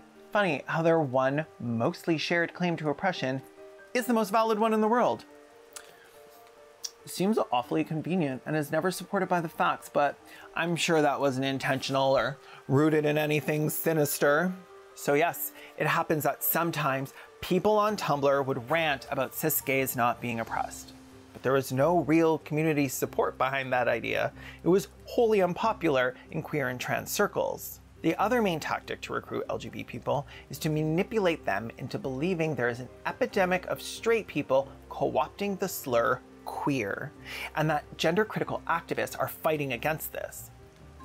These posts would be screenshots of people saying things like, "As a polysexual, I have the right to call myself queer." "What's a polysexual?" I'd ask in the comments. They'd all have mostly different answers, things like straight people who aren't even gay enough to be bi, or straight people who want to seem cool. Of course, had I calmly thought to myself for a moment, I'd probably have come to a different conclusion. But I wasn't calm. I felt like my heart had been racing for months. My skin was on fire. How dare they? How dare you take that word from me? I was a queer. I knew what being queer was. It was discrimination. It was pain. It was living in a world where just walking alone at night meant that I was fair game. I had no idea what this polysexual person had been through, but I was still absolutely certain it wasn't enough on its own in my books to reclaim the slur. And like, listen, I didn't care for nearly anyone in these groups, as I realized most of them were simply there to have a place to vent their hatred towards marginalized people. I downvoted those posts and occasionally got in arguments, but I wasn't there to engage. I was there because that burning rage, that terrible pain needed a focus. And it gave me a sense of validation because every screenshot of a tweet saying cis gays aren't oppressed was another tweet that affirmed what I was hearing in these subreddits, that they were trying to make the word queer meaningless. And if I believe this conspiracy theory to be true, then my anger suddenly becomes righteous. I'm on the side of protecting the LGBs. Of course, the people in the subreddit weren't worried about the poor gays.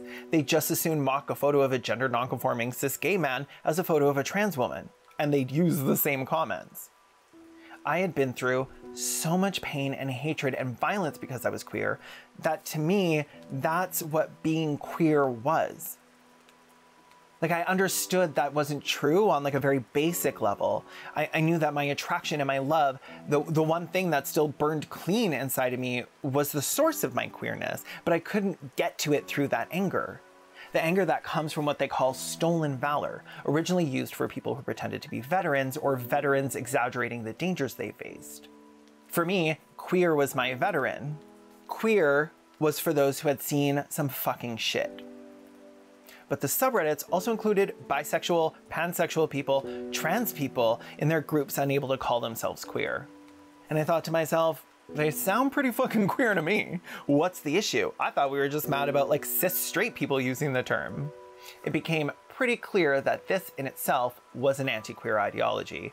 After all, hadn't I spent my entire life being labeled and dismissed by other people who didn't know me? Hadn't people told me that it was just a phase and that I was acting out for attention? If someone were to take a screenshot of something I'd said as a teen without context, could they not paint a completely different image of who I am, and by extension, the entire queer community? The cognitive dissonance I developed to allow me this outlet for my anger was unsustainable for someone as like in their head as I am.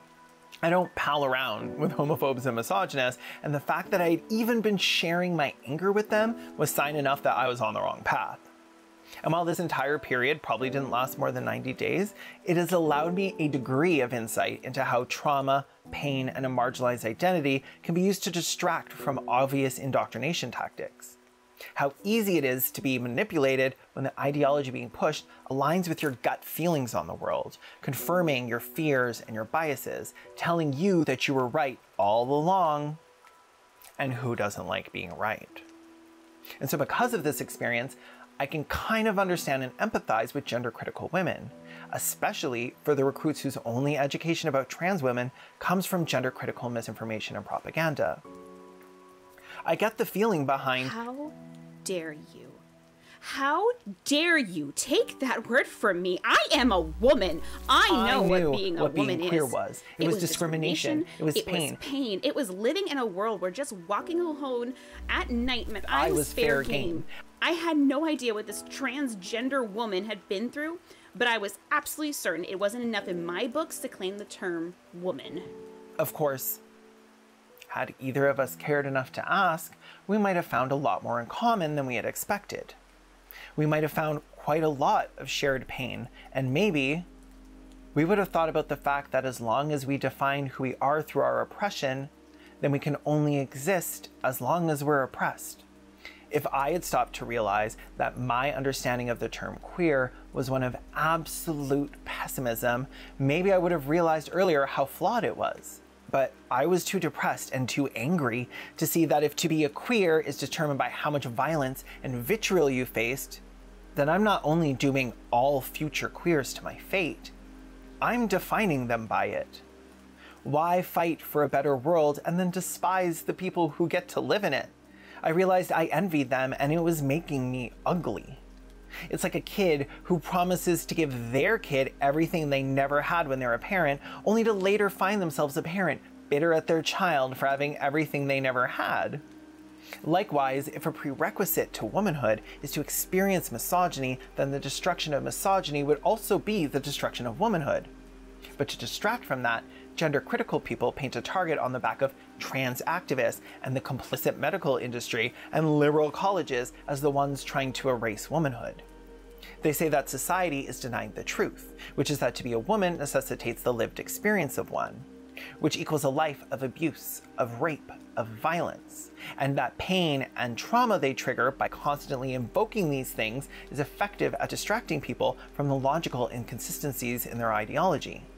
They will tell you that there is an epidemic of trans people raping women, but ideologically captured institutions won't do anything about it.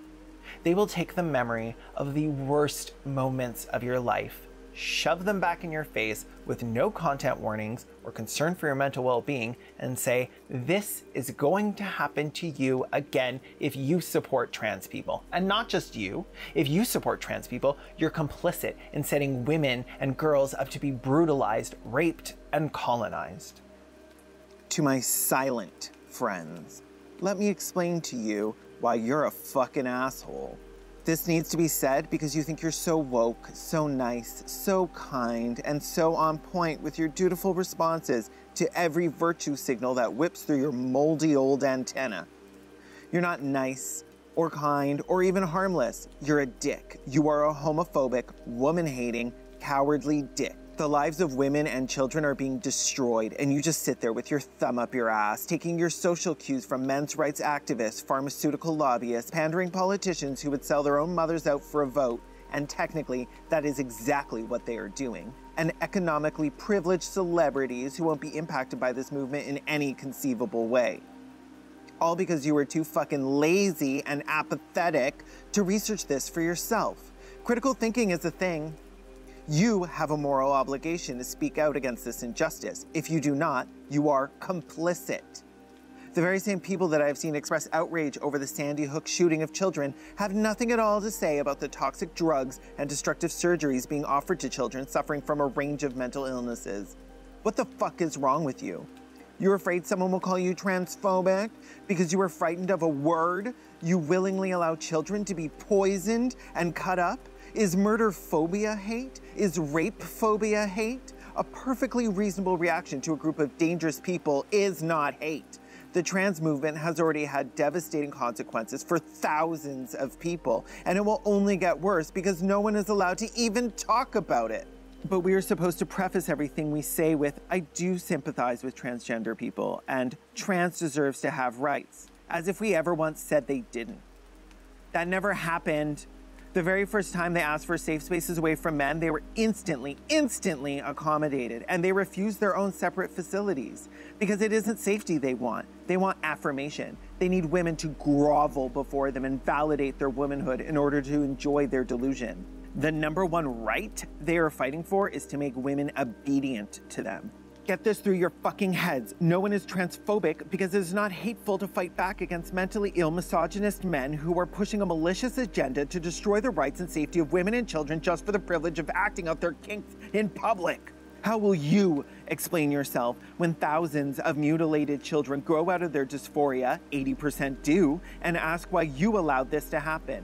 My conscience is clear. I've been sharing information about this issue for months. If you didn't read it, that's on you. But don't you dare pretend you didn't know, because we both know the truth. And if you think you're not on the hook for this shit, guess again. I will be giving detransitioners the link to your page when they want to rip into the people who stood by and did nothing. The group that really hammers home this point is the group traditionally known as trans-exclusionary radical feminists, or TERFs. Anti-trans activists like to say in public that the term TERF is a slur, although sometimes in private, let the mask slip just a little that they don't really care, and they just use that as a tactic to support their claims of victimization. I used to use the term TERF to discuss gender-critical anti-trans activists because acquiescing to their demands to respect how they identified was just too bitterly ironic to comply with. Like, I just couldn't. Like the idea that they would call people AGP, Tim, Tiff, the T-slur, train, groomer, freak, monster, but then demand not to be called a trans-exclusionary radical feminist is peak irony. But here's why I'm doing it now. We all know that gender critical means TERF. When I call somebody gender critical, I also mean TERF. They're basically synonyms now in public discourse. If they want to be called gender critical, I'll call them that. It's better than calling them TERFs and then adding a caveat that, well, they're not actually feminists. And they call it a slur, but it isn't one. It's so loaded and convoluted and serves their purposes more than ours to use it. And the people thinking this issue is solved by calling them feminist appropriating radical transphobes or farts. Like, I don't know if you think that gives trans liberation an air of legitimacy in public forums. And honestly, maybe you just don't give a fuck about the optics of a woman saying, I just believe sex is real, and then you calling her a fart. Like, just FYI, you aren't the one that comes across well to people who don't know what's going on, nor is it clear in any way what you're angry about or why. So I think we should call them gender critical or anti-trans activists, or both. And we should attach every disgusting thing they've ever said or done to that terminology. I believe that every time we discuss the gender critical cult, their threats and their violence, we should use the label they use for themselves. Make gender critical synonymous not with their dog whistles, but with the words they say when they're in private. Gender critical author's new book, celebrated by anti-gay lobby, advocates of conversion therapy. Gender critical anti-trans activists post call for lynching of trans women. Maybe when they're accurately seen for who they are and to keep company with, they'll get the same reaction that members of the Westboro Baptist Church get when they decide to show up to a protest. And guess what? If they change terminology again, we do the same. Update every article we've written, every video we've posted. The term TERF just doesn't work to expose them for what they are anymore, the way that it used to, but their own words do. And if you're actually only using the term TERF out of stubbornness like I was, or if you're using it as a pejorative, I would just suggest you think about it. I will never say, stop calling somebody a TERF, but I don't find it very useful in fighting anti-trans propaganda, which is my goal. And now that I've hopefully eased any concerns you've had about whether I'm ceding ground, let's get nasty.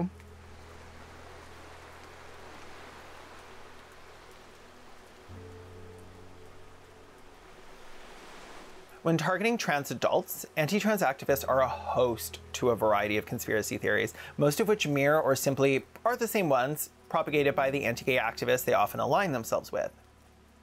Let's start off with giving you a wider idea of who these activists are and what they're saying about trans people, so you'll understand what new recruits are seeing on a daily basis when they click on links in their social media feeds. They mutilate our language.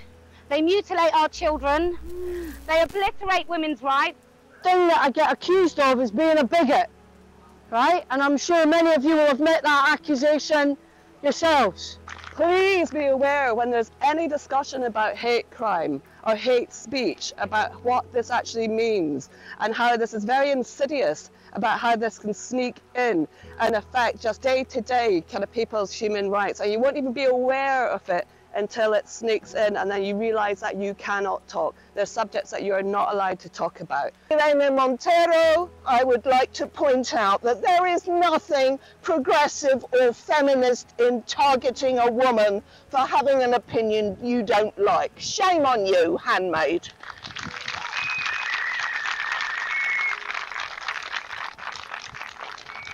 Pushing. Why have they co-opted the whole gay rights thing? What's going on with that? And I'd just like to say something that I think it might be to do with, and not everyone's got onto this. It's called transhumanism, right? It's called transhumanism, and the reason why they want to divide everybody, right, look at BLM, Antifa, they're all backed by George Soros. The transhumanism thing, I just want to warn you, this mRNA DNA altering experimental treatment that across the world, they want every single person in the world to take this mRNA treatment. They are calling it a vaccine, but it's not. If your DNA is altered, you are no longer human.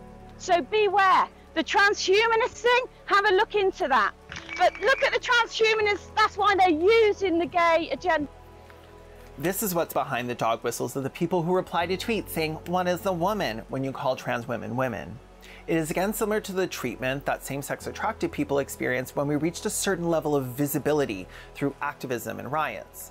Identical claims to the ones being made against trans women have been made against gay men for decades and are still being made today by some people. Pedophiles in the bathroom, groomers in the closet, a medical industry captured by ideology, the destruction of the definition of marriage. Anti-gay activists would say, no one has the right to redefine marriage for everyone. We don't need to play along with your delusions, just like they now say that about the terms woman and man. They believe that there is a plot to destroy humanity through LGBTQ+ acceptance, and they must do something about it. People need to know, so you gotta recruit. There's a difference between believing sex is real and saying trans women are perverts. What you have to understand is that biology is what they use to defend their arguments. It's not the source of their arguments. The actual claim is that trans women are mentally ill perverts with one of two or more conditions that leads them to be sick, disgusting predators. But when you say that on Twitter these days, you get your tweeting privileges revoked. That's what happened to Graham Groomer Linehan. So instead, they pretend to only hold claims they can lean on to sound less ridiculous to centrists. But that's simply not the reality. If you believe in autogynephilia, you cannot also claim that your issue with trans women is one of biology. It's one of conspiracy, judgment, fear, disgust. Autogynephilia is as real and as scientifically proven as the link between vaccines and autism. Meaning, it's not. What do we call people who base their entire worldview of an entire group of people on ridiculous stereotypes and hate? Come on now, not the dictionary crew not knowing what a bigot is. If you're scared of trans people because they're trans people, that's prejudice. Everything a trans woman does is an affront to them. Looking feminine, not looking feminine enough. Working in public stores as customer service, being included in company photos. They managed to paint a trans woman of color taking a selfie in an empty bathroom as probably a first step towards a career as a serial killer. Same reason dogs mark spots. They are placing their mental flags and colonizing our spaces. I hope they don't slip in porny heels and fall head first into an unflushed toilet. Asserting dominance. These photos are trophies that they can use later on to relive the experience. Probably to gloat about being in women's bathrooms, to feel validated and also to spite real women. They enjoy crossing women's boundaries. Trophies from a win, probably a first step towards a career as a serial killer. White women accusing black women of colonizing women's public spaces. Real fucking bold. Gender critical activists, I think, really do believe that they'll be erased and reduced to nothing but objects by allowing trans people to exist alongside them. And this is not because they're prescient and they can see the future, but because they can see the present. That in the present, they've done exactly that to trans people. So they think it's possible it could happen to them. Recruitment through conspiracy theories that play on fear and trauma provides them multiple benefits, as they can appear as both a majority being silenced and as perpetual victims being shamed for the crime of being a woman who disagrees. And they claim this despite the fact that there are thousands of anti-trans articles posted every year, that they're invited onto talk shows, to write blogs, to conferences, and on the news. They will scream from national newspapers that they are being silenced. This claim might be convincing if you're distracted enough by your own emotions, or you already wanted to believe it for whatever reason. When discussing how to peak cis women, gender critical activists often openly suggest sending them trauma-based fear propaganda. Usually something created by a group member. Almost always either entirely falsified information or information that is incredibly misleading. This is something you see a lot of in anti-abortion activists. They use misleading or entirely false images and associate them with abortion in order to create a disgust response that's triggered by even the idea of an abortion being allowed. For an example of how this works in gender critical circles, let's look at this. A woman raped a student, and because she was not feminine enough for gender critical people, and because they wholeheartedly believe that there's an epidemic of trans women raping women, they were positive she was a trans rapist, a groomer, an AGP, a filthy, irredeemable monster. Proof that all trans women really are a danger to all real women. Except the rapist was a cis woman. But in their ideology, females aren't allowed to be seen as being in a position of power over males, regardless of age. So the only possible explanation is that the rapist was really a disgusting, perverted man. And the easiest person to hate is someone you feel is disgusting, dirty.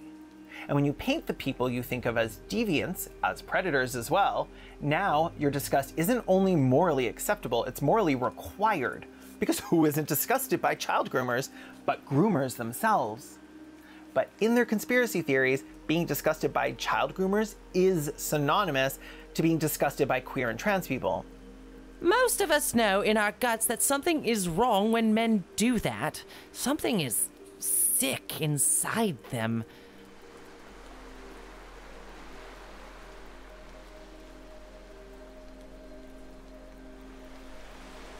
I want to talk about disgust. While disgusting and gross may get used as synonyms, disgust is different in a very specific way. Disgust triggers a visceral reaction in you. You are repelled, you want to move away, you cringe, it becomes personal. This is gross. This is disgusting. Like fear, disgust is an emotional reaction that we have in response to the environment around us. It propels us into a self-protective action to ensure our survival against what our body perceives as harmful, distasteful, or otherwise offensive. In psychology, there are three domains of disgust: pathogen disgust refers to our reaction to things like cadavers, rotting food, or bodily waste. Sexual disgust is basically a ruder way to frame attraction. And finally, the most relevant to us here today is moral disgust. Moral disgust compels us to avoid proximity with people we perceive to be violating social norms because their actions threaten our group in some way. This is how we ideally feel about people who, I don't know, are kind of disgusting.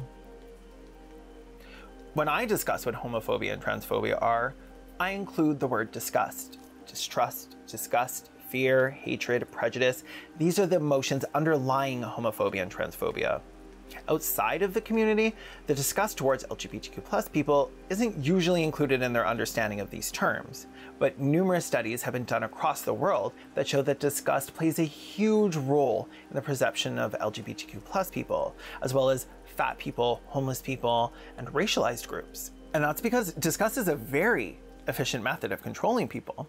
And so society has painted a lot of people as disgusting, meaning that their very existence is immoral and inherently a threat to the survival of the group. When you want to try and dehumanize someone, you try to make them revolting. You have to condition people to feel it in their guts. People have a lot less sympathy for things they find distasteful, let alone disgusting.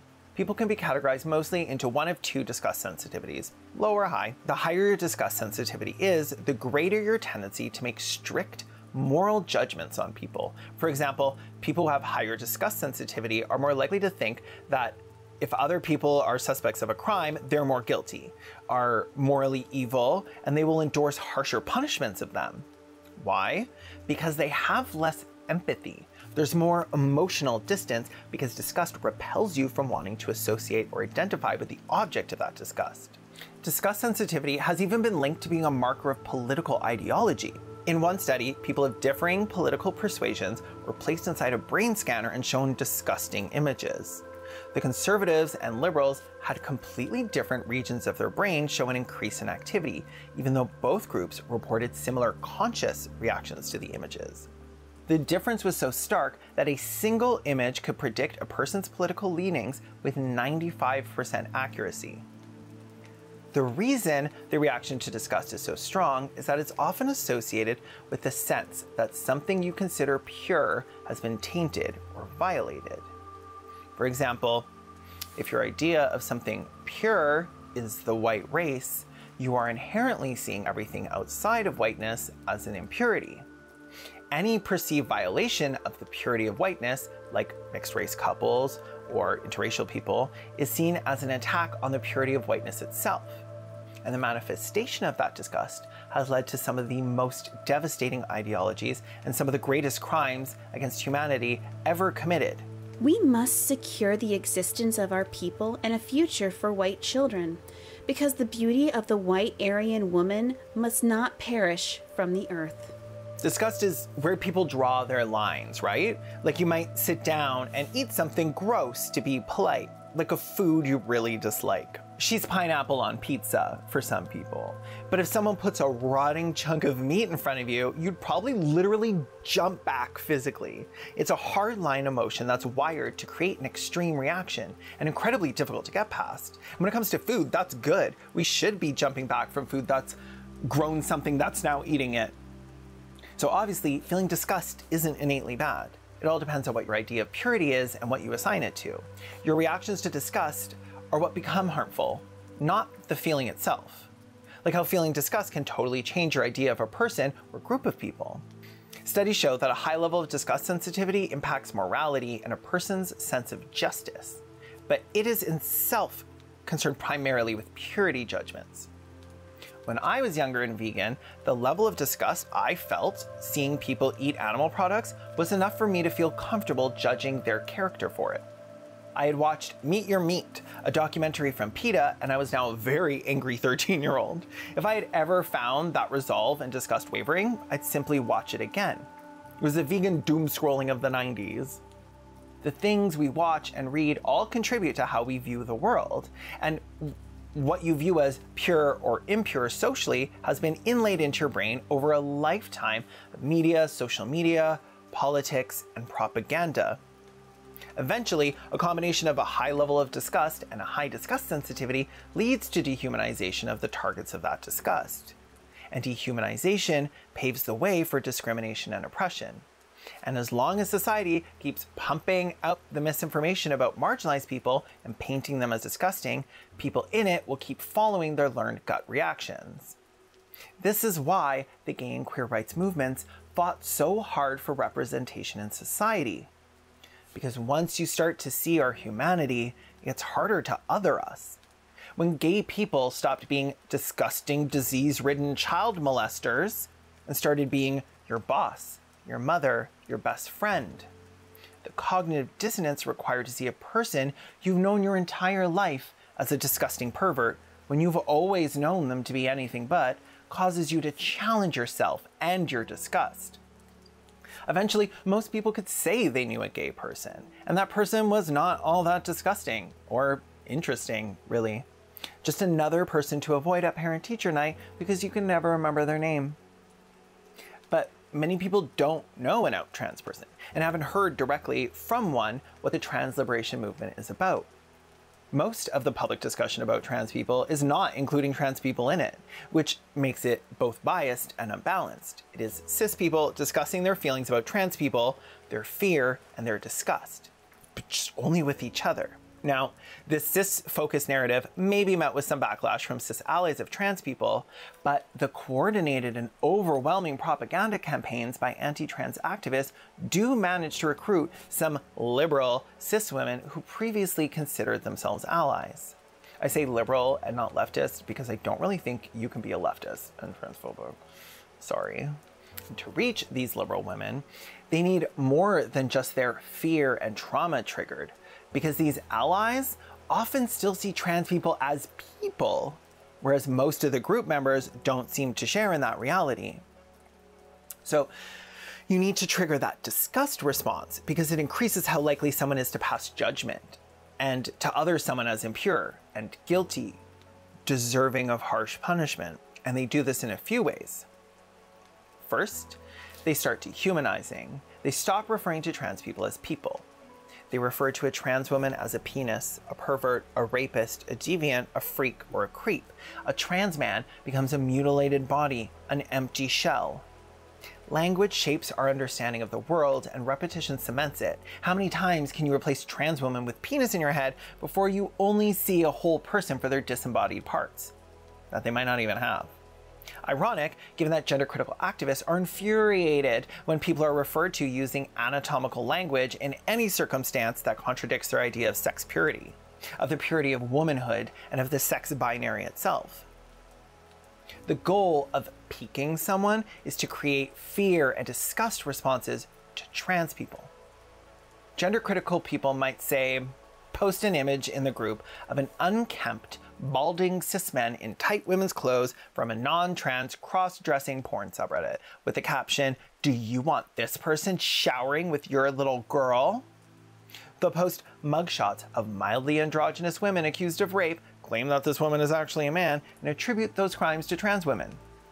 Of course, when they're proved to be liars, they don't admit they were wrong, that their obsession with the purity of womanhood has had them place all women who contradict their worldview as outside of womanhood itself. The line of thinking is, men are the rapists, women are the victims. And this is always true, so if this child was raped, the rapist could not have been a real woman.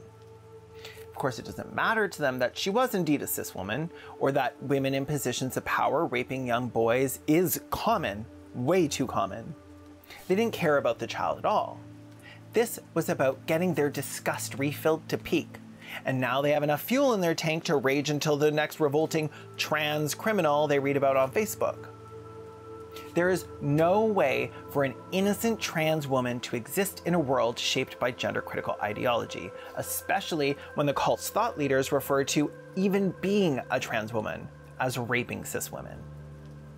Whether or not trans women align with what is societally expected for women, they're demonized by gender-critical anti-trans activists regardless. But the narrative changes based on the images of the trans woman. I want to show you these images that they post to help explain what I mean but I don't want to show photos of specific trans people they're discussing for fear of outing someone or leading gender-critical people to target them. Like, these people that they're posting are just random people. They go onto people's Facebook profiles and find selfies. Like, ugh. So I'm a bit limited to using posts about trans celebrities, people already in the spotlight that I know are out. And when there isn't a celebrity example, the best I can show you is how they represent trans women when given a little creative license.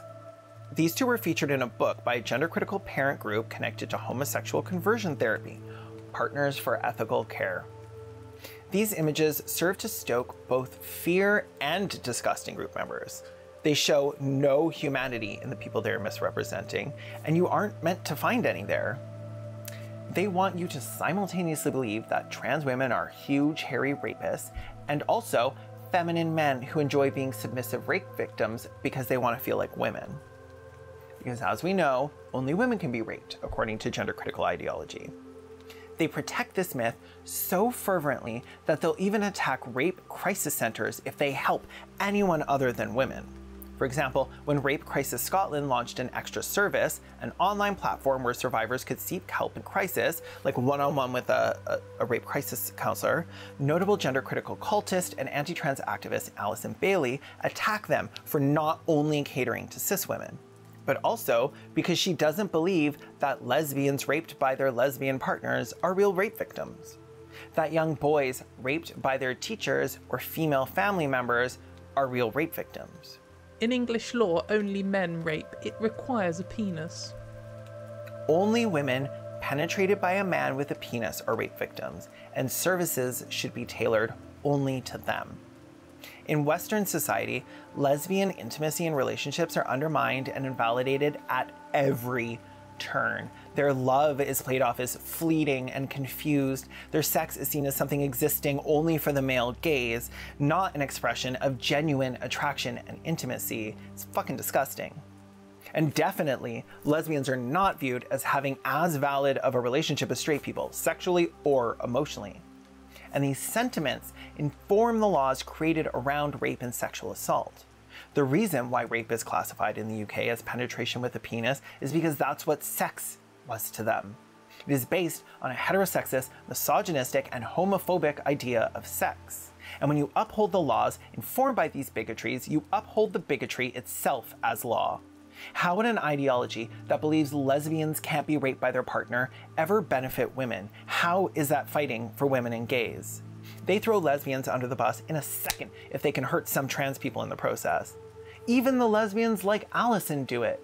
But she's the kind of lesbian that works for a homophobic anti-trans lobby group, so lowered expectation. So I responded because as someone who is a survivor of rape and someone who will not see people just invalidate lesbian survivors, I kind of had to. I never should respond to anyone on Twitter because it's not good for me, but here we are. So I responded, calling her out for the holes in her worldview. You know, the big glaring holes that when followed through logically are entirely misogynistic and used to marginalize people. To her, that was abuse. And the actions of me, one single person, standing up for lesbian survivors is enough for her to think less of all people like me. You can drop into my mentions if you like, spouting abuse, but you do your cause no favours and you give gay and non-binary men a bad name. Somehow, my personal opinions are enough for her to think less of every single gay man and non-binary man. You know what that's called? Discrimination, stereotyping, homophobia. And the whole reason gender-critical people do things like attack rape crisis centers is to fuel anxiety. And honestly, when you put all their conspiracy theories together, you can see how terrifying and disgusting their imagined reality must be. Like, okay, children are being butchered, mutilated, groomed by the thousands a year. Women's change rooms are being filled with disgusting, hairy rapists, pedophiles, and perverts. There's an epidemic of rapes being committed against women by men in dresses. And if you go to get help, everyone at the Rape Crisis Center is a rapist in a dress too, who will call you a bigot for not wanting to be raped. You can't even say the word woman anymore without a trans activist trying to kill you and your dog with a chocolate bar. That is how they talk about trans people in private, because that is how they see trans people. And trans people know this in ways cis people, most of them, will never. So when trans people see the phrase adult human female plastered across some boomer cringe lord walking down the street, they understand it's not just a dictionary definition. It is a phrase that has been widely adopted by gender-critical anti-trans activists and held up as a rallying cry by people who carry all the anti-trans conspiratorial beliefs we've discussed. Most of the time, if they show anything to represent a trans woman, they pick an image of someone who appears to be male despite the superficial things that they're wearing. This is to enforce the idea that trans women are men in a dress, men in a wig, men in lipstick, and not, you know, fully realized people who live as women every day, who do not take off their womanhood at the end of the night the way someone can take off a dress, a wig, or lipstick. But obviously, trans women can look like literally any kind of person, like all people can. So when confronted with a trans woman who looks like a woman in a dress, wig, and lipstick, they have to change up the party line just a bit. Attention, Tommy Dorfman. If you're watching this, skip to the next chapter. Don't you watch this, Miss Dorfman. Or, I don't know, content warning if you're her. Tommy Dorfman is an actress that recently came out as a trans woman after having identified as non-binary for years. When she came out, there were a flurry of articles about it, and many of them were posted and reposted ad frickin' nauseum to every gender-critical group I was in. And they continue to be. Tommy Dorfman looks like a man in woman face, and it pisses me off. Trying to look like a sex toy. Because this is how women dress? In completely see-through floor-length dresses.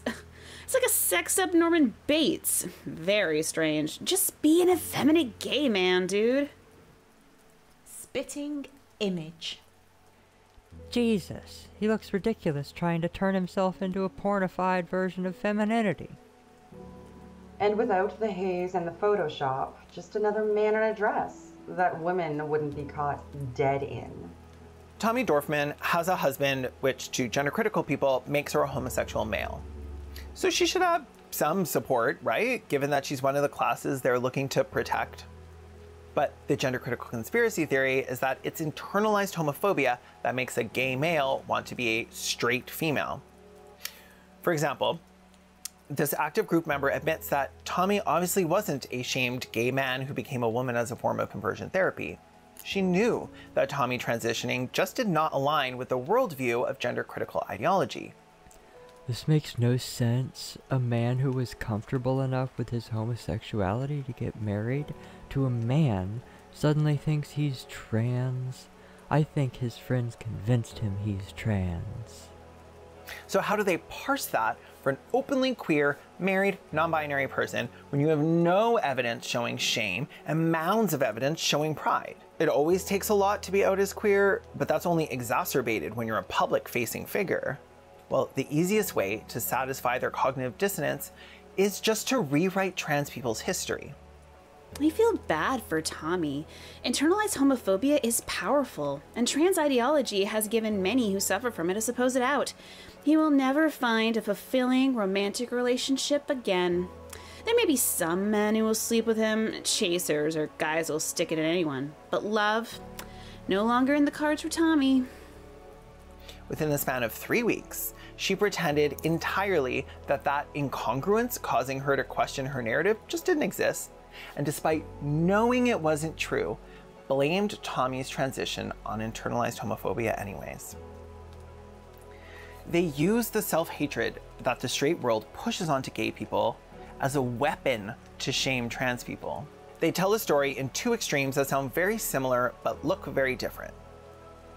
Trans women are either the gross pervy man that looks like a man dressed as a woman from fetish porn, or the gross pervy man that looks like a woman but is still dressed as a woman from fetish porn.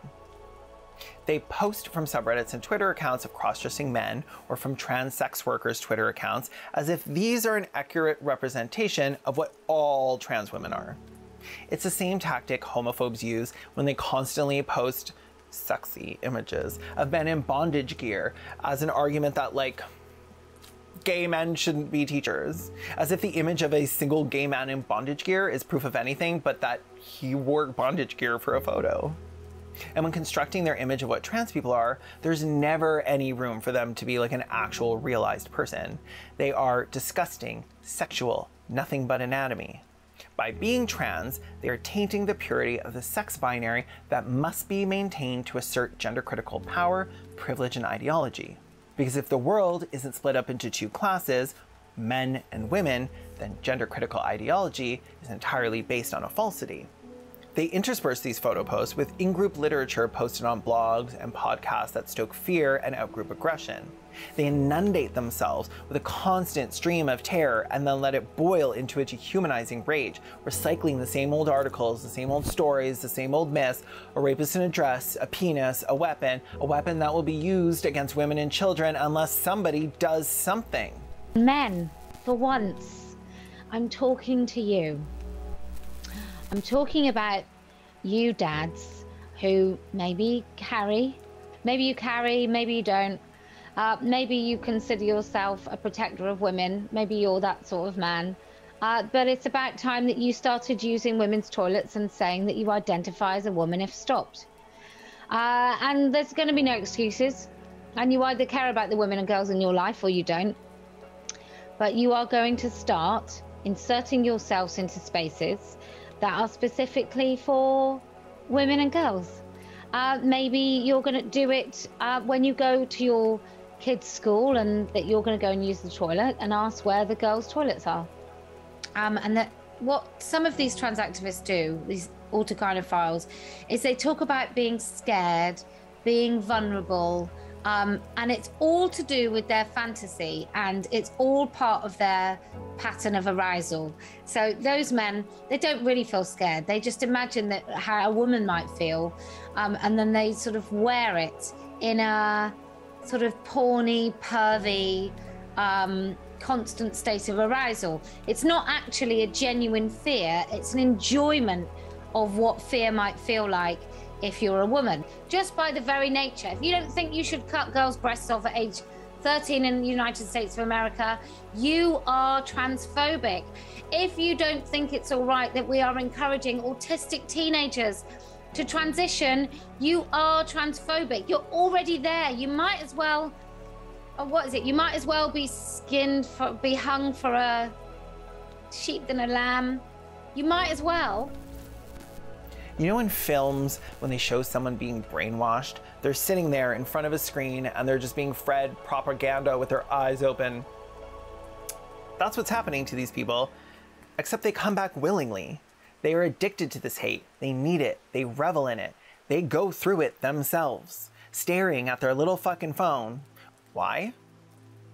There is purpose in the anger that comes from disgust. It creates a feedback loop. The more you look, the more disgusted you become, and every new post reminds you how right you were to be disgusted by the last one. And the more you feel like this big, horrible event is taking place, and you're one of the few intelligent people in the know, you're going to help stop this filth from spreading. And the more disgusted you become, the less you see trans people as anything more than simply existing to be the object of your disgust. They exist as a receptacle for disgust, and its byproduct, hate.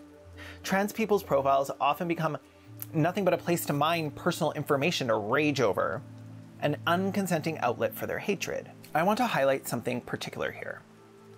The obsession with trans women and trans people has gotten to the point where these people are willingly traumatizing themselves over and over. They don't think of anything else. They don't do anything else. They don't even really fight for women, only against trans people. They see threats everywhere, from JanSport bags to cereal boxes. What's up with these backpacks at Target? Trans, trans, trans, trans. Mass indoctrination of children. Together or to get her.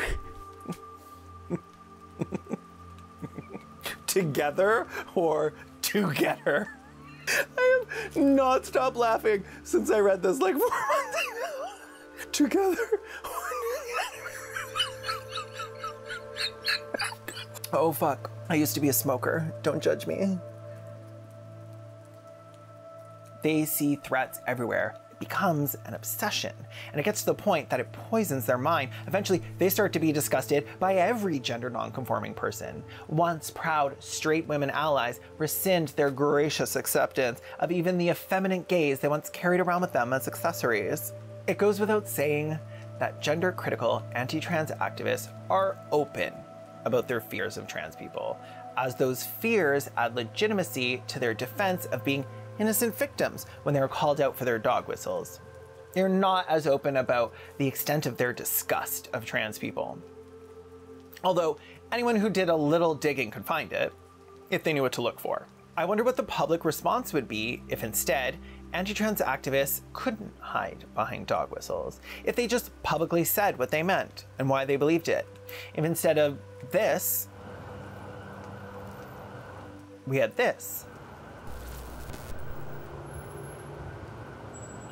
In public, the target of gender-critical activists is often trans women. Even when discussing all trans people, they tend to phrase things as if trans men and non-binary people do not exist at all. Like they'll refer to all trans people as penises or men in dresses. And usually that's because the mere existence of trans men reveals many gender-critical arguments to be baseless and ignorant. For example, when trans people discuss needing access to the bathroom, gender-critical people will be like, "Do you want men who look like this in your bathroom?" Even regardless of the fact that trans women aren't men and trans women all look different, there's this. You know what? Let me show you gender-critical ideology in practice in the real world. Hughes has responded by taking selfies in women's restrooms to show why he didn't belong in them. And the campaign, which uses the hashtag #WeJustNeedToPee, has gone viral. Do you want men who look like this to use the women's room? Well, gender-critical people do. A lot more than trans people do.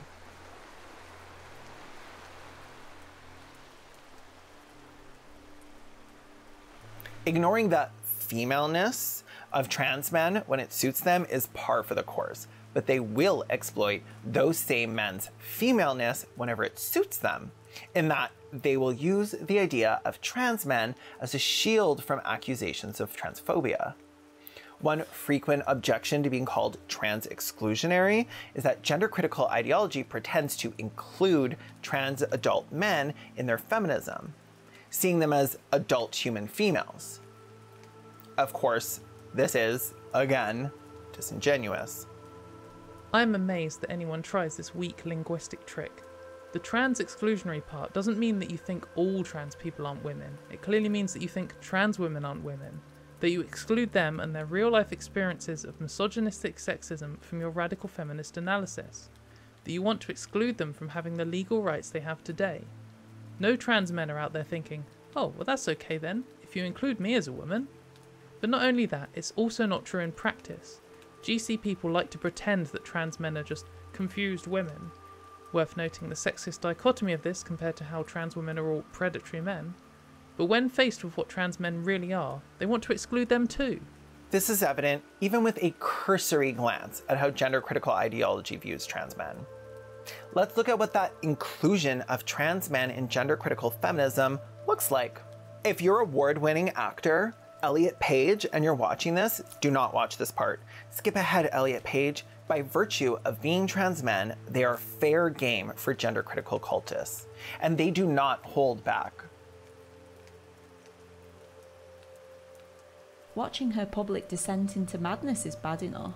The potentially thousands of vulnerable people she's taking along with her makes me literally see red. Those abs are photoshopped in. You cannot develop abs like that without intense, frequent weight training that will result in much more muscular arms. Instead, Paige appears very thin, the result of her eating disorder. This image disturbs me because it is very clearly not the musculoskeletal form of a male. It is really creepy to look at. She's misery. I predict a tragic end that will be ascribed to T-phobia. I will never watch anything she is in again. A real betrayal to lesbians and spewing the transition or suicide madness. Betrayal to all women. Honestly, is working on her next disorder, anorexia. For the love of God, get some extensive mental health therapy. Her parents must be devastated. I don't know. They groomed her to be a child actor. It's quite possible they are thrilled. She's filled with shame, is self-destructive, and is an actress. She's playing a public role here of one who finds himself. I think the walls will come tumbling down around her. She's still so young, and I fear for her. I guess that's what happens when you hate yourself. His arms look unhealthy, Skinny. Girls everywhere, don't learn how to handle situations with men that annoy you. Become a man instead. That's what those pictures say to me. Fucking gross. Does anyone warn them when they are considering transition that at best, if they are very lucky, they'll get the crumbs from the gay table, but will likely have to settle for another dickless surgical mutant?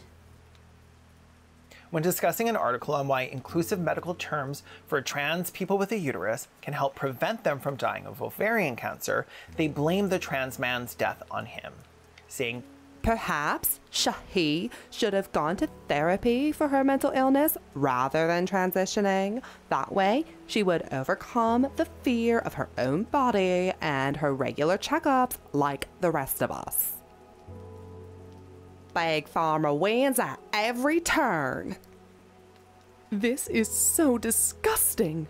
What the fuck are these surgeons doing to people? How is a young lesbian with her whole life ahead of her having her first sexual experience with a rancid cavity attached to a likely twisted and depraved man's body? Seriously, what is the world coming to? And that is someone with very deep mental health issues. Oh, but it's not a mental health issue, is it? But they'll kill themselves, right? Everything about it is screwed up and so tragic. It takes a complete lack of empathy to say that you're including trans men in the liberation of females when you call them things like mutilated and disgusting surgical mutants. A young lesbian with a rancid cavity attached to a likely twisted and depraved man's body. Fuck you. Like, fuck you. And as always, they managed to get their homophobia in against gay, trans, and cis men, implying gay cis men would only ever get with a trans dude to use him to subject him to painful anal sex, use him as a free surrogate, only to be a deadbeat dad that only shows up when he's not fucking men in a public bathroom. You know, as gay men do, because it's 1990 apparently, and people are still cottaging on the weekend instead of just going on fucking Grindr. Like, really? Claiming to be defending gay people's right to sleep with whom they want while calling them irresponsible, rapey whores in private? It becomes very clear that the gender critical movement holds extreme animosity and disgust for trans men, despite their claims that they support them for being adult human females. But quite a lot of people who've become piqued may have believed the party line that gender critical ideology supports trans men. They might actually see trans men as lost women, and they feel empathy in that regard. But as we've discussed, empathy is a blockade to dehumanization, and the dehumanization of trans people is integral to gender critical ideology taking hold in your mind. Eliciting disgust and fear responses towards trans men happens in different ways than what we've covered for trans women, but there are many similarities. The fear response is pretty similar in gender critical parents and activists. I need to protect my child from the trans lobby trying to trans them. But the method of invoking that fear plays out differently for trans men. Namely, the disgust seems to be much more visceral and personal to them. This isn't someone trying to appropriate and taint womanhood from the outside. To them, trans men not only dilute the purity of the sex binary, but are an affront to womanhood itself, gender traitors. People who give up everything that makes them beautiful in exchange for a mockery of maleness. When they speak of trans men, they speak of them as if they were a collection of scars and wounds, not people, just the empty, rotting bodies of butchered women with dead eyes. Nobody who speaks of trans men like that includes them in their feminism. Nobody who speaks of trans men like that is even worthy of calling themselves a feminist.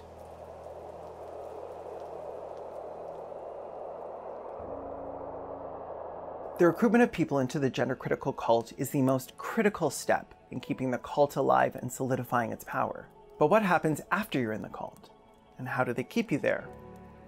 How does it affect your family, your relationships, your mental health? What kind of things do the members do in service of their ideology? And what are the costs to them and the people around them?